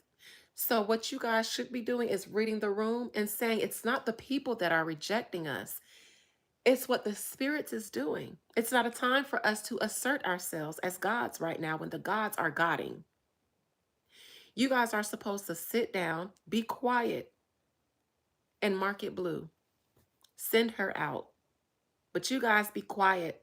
And when you guys show up, you guys are supposed to show up as proud, doting parents, not still running tours and making music on your own when you guys have already been teasing blue. This is the part where we should be seeing you guys less because blue could rehab you all. But the longer you guys try to fight, the more people fight you back and the less there is for blue to inherit. All this is because of Jay-Z. Jay-Z knew that it was probably best for him to offer himself so that he could save his family. Jay-Z, though, created this family for a day like this. Not because he was a family man, but because he was becoming a businessman and understood the value of having a family when you need it. So what this man should be doing, which is protecting his family, no, he's hiding. They're protecting him because Jay-Z built this family for times like this as a safety net.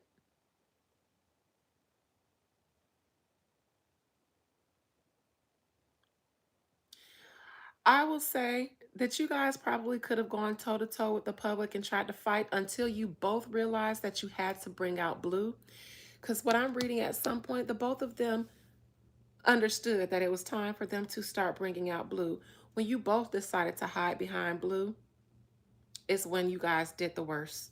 It's when you did the worst. Hiding, the two of you, Jay-Z, Beyonce, and all this blue on this card. You guys hid behind your daughter. And it's going to ruin everything because people can't come for blue, but they peep what you guys are doing. So everybody is going to drag you for it. And then to come out and say, shut the fuck up. Beyonce, people have real tangible reasons to not like your husband. In fact, you're one of the reasons, Beyonce, that people don't like your husband.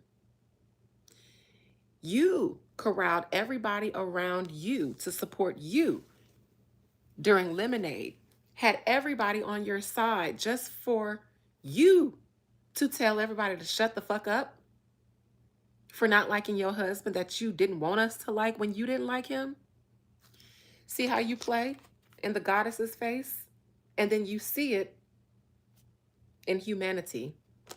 Gods don't walk the earth, but they do show up through the collective. And that's that with that. Beyonce, you got an Oshun problem. And to be honest, I probably prefer an Oya problem because her nature is war. So you know how to study her.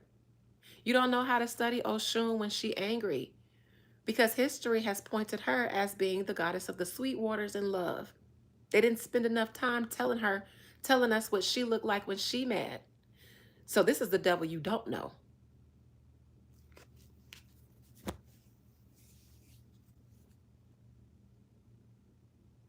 Yes, blue is one of us. Blue is a Ada or a Adine. Ada in Africa or in African languages means firstborn. Liv taught me that. Why my name is not ADA, it is ADI, and I am my parents' firstborn. Liv is a firstborn, and her real name means firstborn. Blue is a firstborn. And so, yes, and even the scriptures, even in Christianity, they say the firstborn belongs to God. That's what that means, but that's an African proverb. Firstborns show up as the Messiah of the parents. Firstborns are the Messiah of the family. How you treat them and how you nurture them determines whether you get a God or a devil out of your firstborn. My mother calls me the devil when the rest of the world and the rest of the family sees nothing but God in me, including the spiritual leader of my family, who is my uncle. He's been the pastor of the family. He looks up to me. He's proud of my ministry. And in fact, he don't ask too many questions because he doesn't need to know. He doesn't want to know.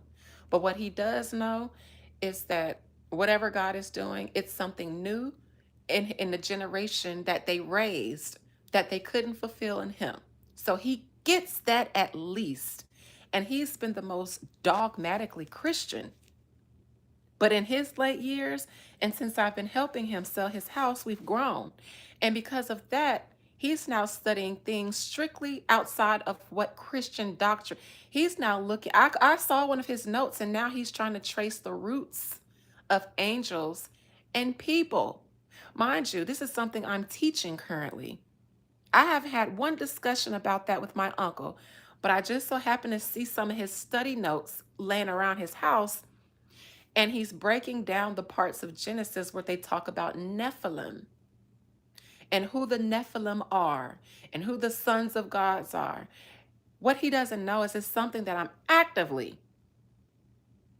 doing currently, but he doesn't need to know that, because when spirit moves, it moves and you can see it, and it doesn't have to be religious. So here you have the witch of the family and the pastor of the family on one accord. Now, how can that happen? If what I do is evil, but what he do is good, but we end up at the same place, but I get there first.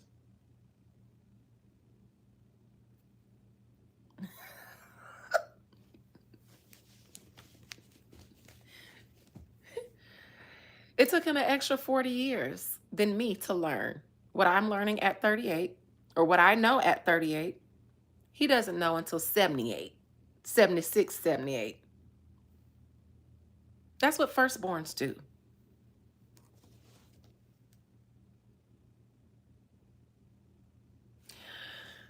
Adorned. Did she pass away before you were born? Yeah, you could be. If she passed away before you were born, very much possibly. Okay, you possibly are. Welcome back, friend.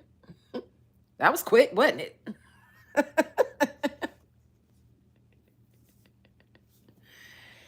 They tell us in science that energy doesn't die. I don't know why people start thinking that we die and we lay in the ground and nothing happens. That only happens to one species. The same ones who tell you that you die and go to a heaven or hell, that only exists for them. They go to a waiting area so that they can be judged. We going right into another skin. That's the everlasting life that they tell you you only get after death. That's the resurrection of the Christ and the seeing him in a new body. What happened was the ladies had psychic gifts that they learned from Jesus, because you can exercise your psychic muscles. So they saw Jesus in the spirit, or that concept of seeing someone after death. It's because they don't die and they still exist in a spiritual form, and you can see them and you can talk to them. And that is the everlasting life. That is the salvation. The thing is, you don't have to ask for it, because if you're indigenous to this planet, you're just going to remain indigenous to this planet. But if your DNA, half of your DNA is foreign, That means you're a hybrid. Nature doesn't know what to do to you after you die, except to get rid of you because you're not natural. So there is a place of condemnation for the people whose ancestors created sin. Fornication is one species having sex with another species and creating a third species. Marriage is two like species, two like kinds getting together and producing another like kind. Fornication is when one species, a dog, reproduces with a cat, because marriage is in creating the family, not the license. There was no such thing as a license at the beginning of time. There was family.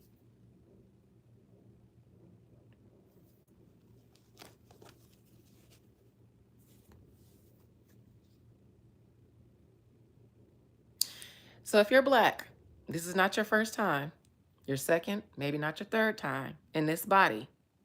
Don't be surprised when kids in the Black community, there's a saying, this baby done been here before. They don't say that in no other community except for the Negro community. Oh, white people, y'all don't know that? That's new to y'all? Yeah, babies come out. Oh, this baby done been here before. Because they act like they ain't new to this earth. They act sometimes like they ain't new to your family. It's the truth.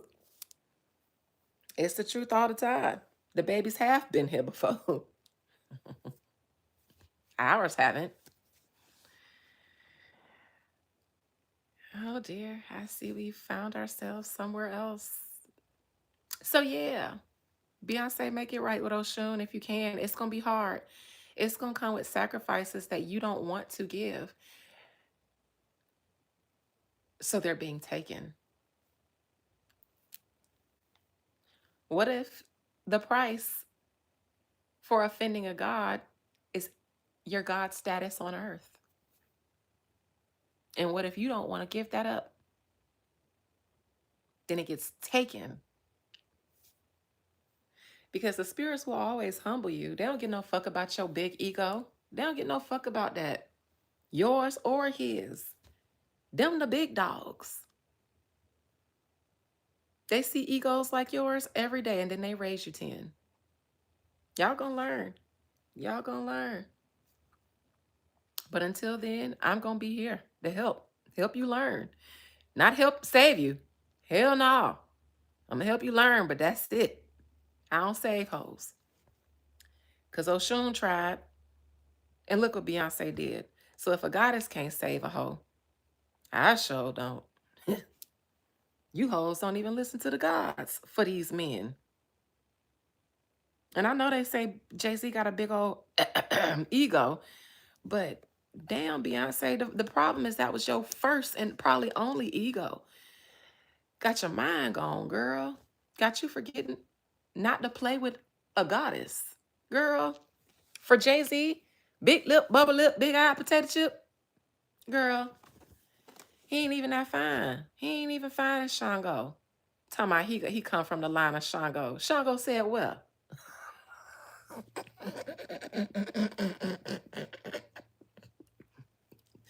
Shango said, we fine. You ain't seen the pictures of me? You ain't seen the murals painted of me in Africa?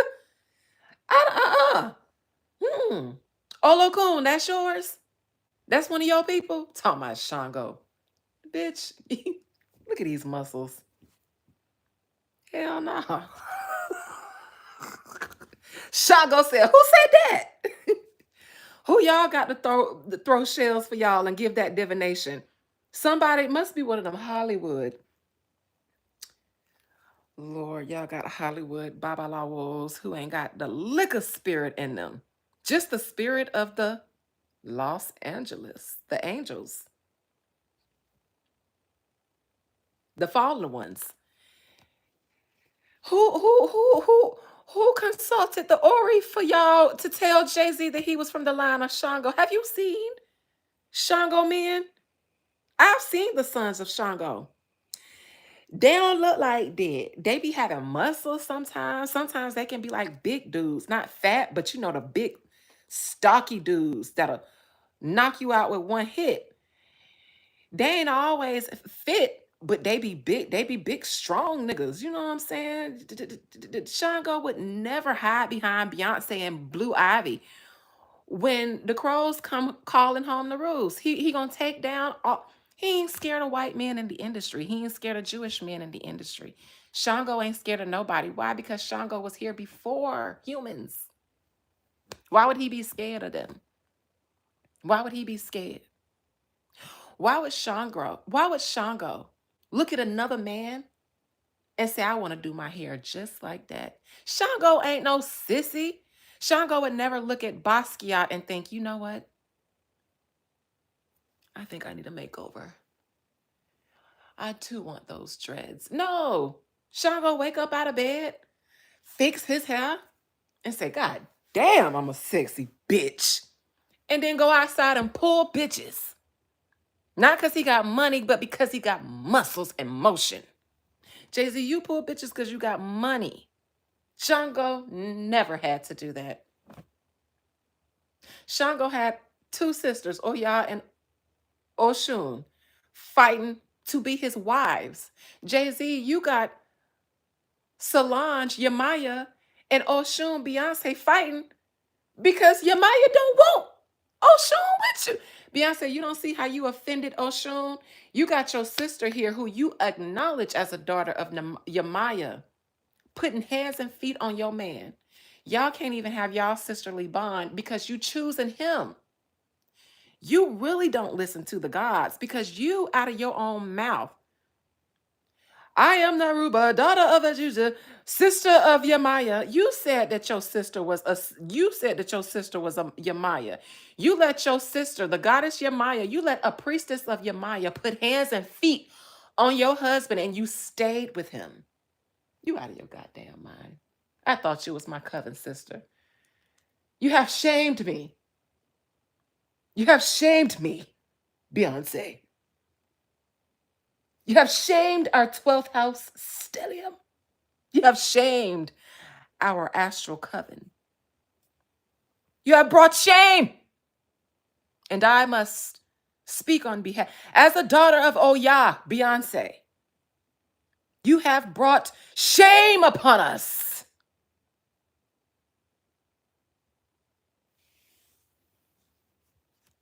Shame.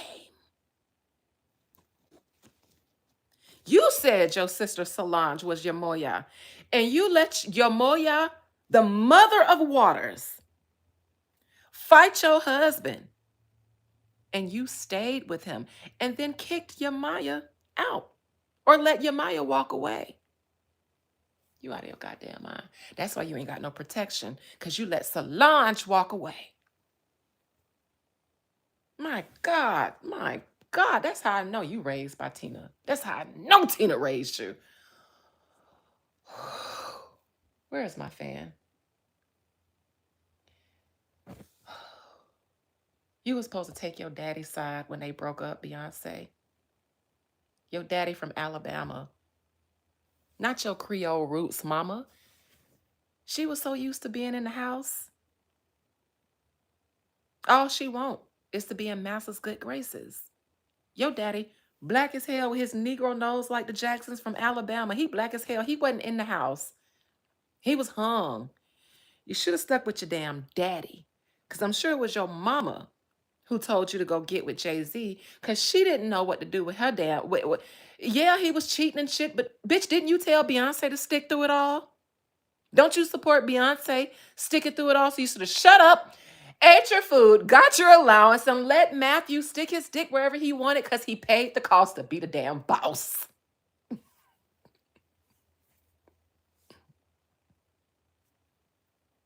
Beyonce, let me learn your life. Let me learn you something.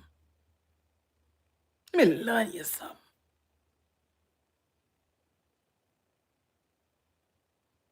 Is your mama still getting an allowance from you? Or does she not need one because she has a husband who provides for her? Oh no, she getting an allowance because she ain't got no husband? Don't listen to your damn mama.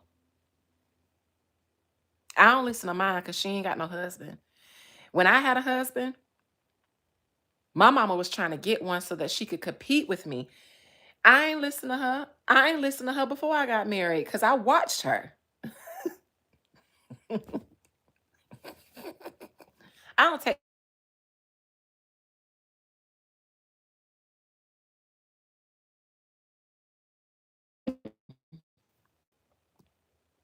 Sorry, I just buffered. May have to go shortly.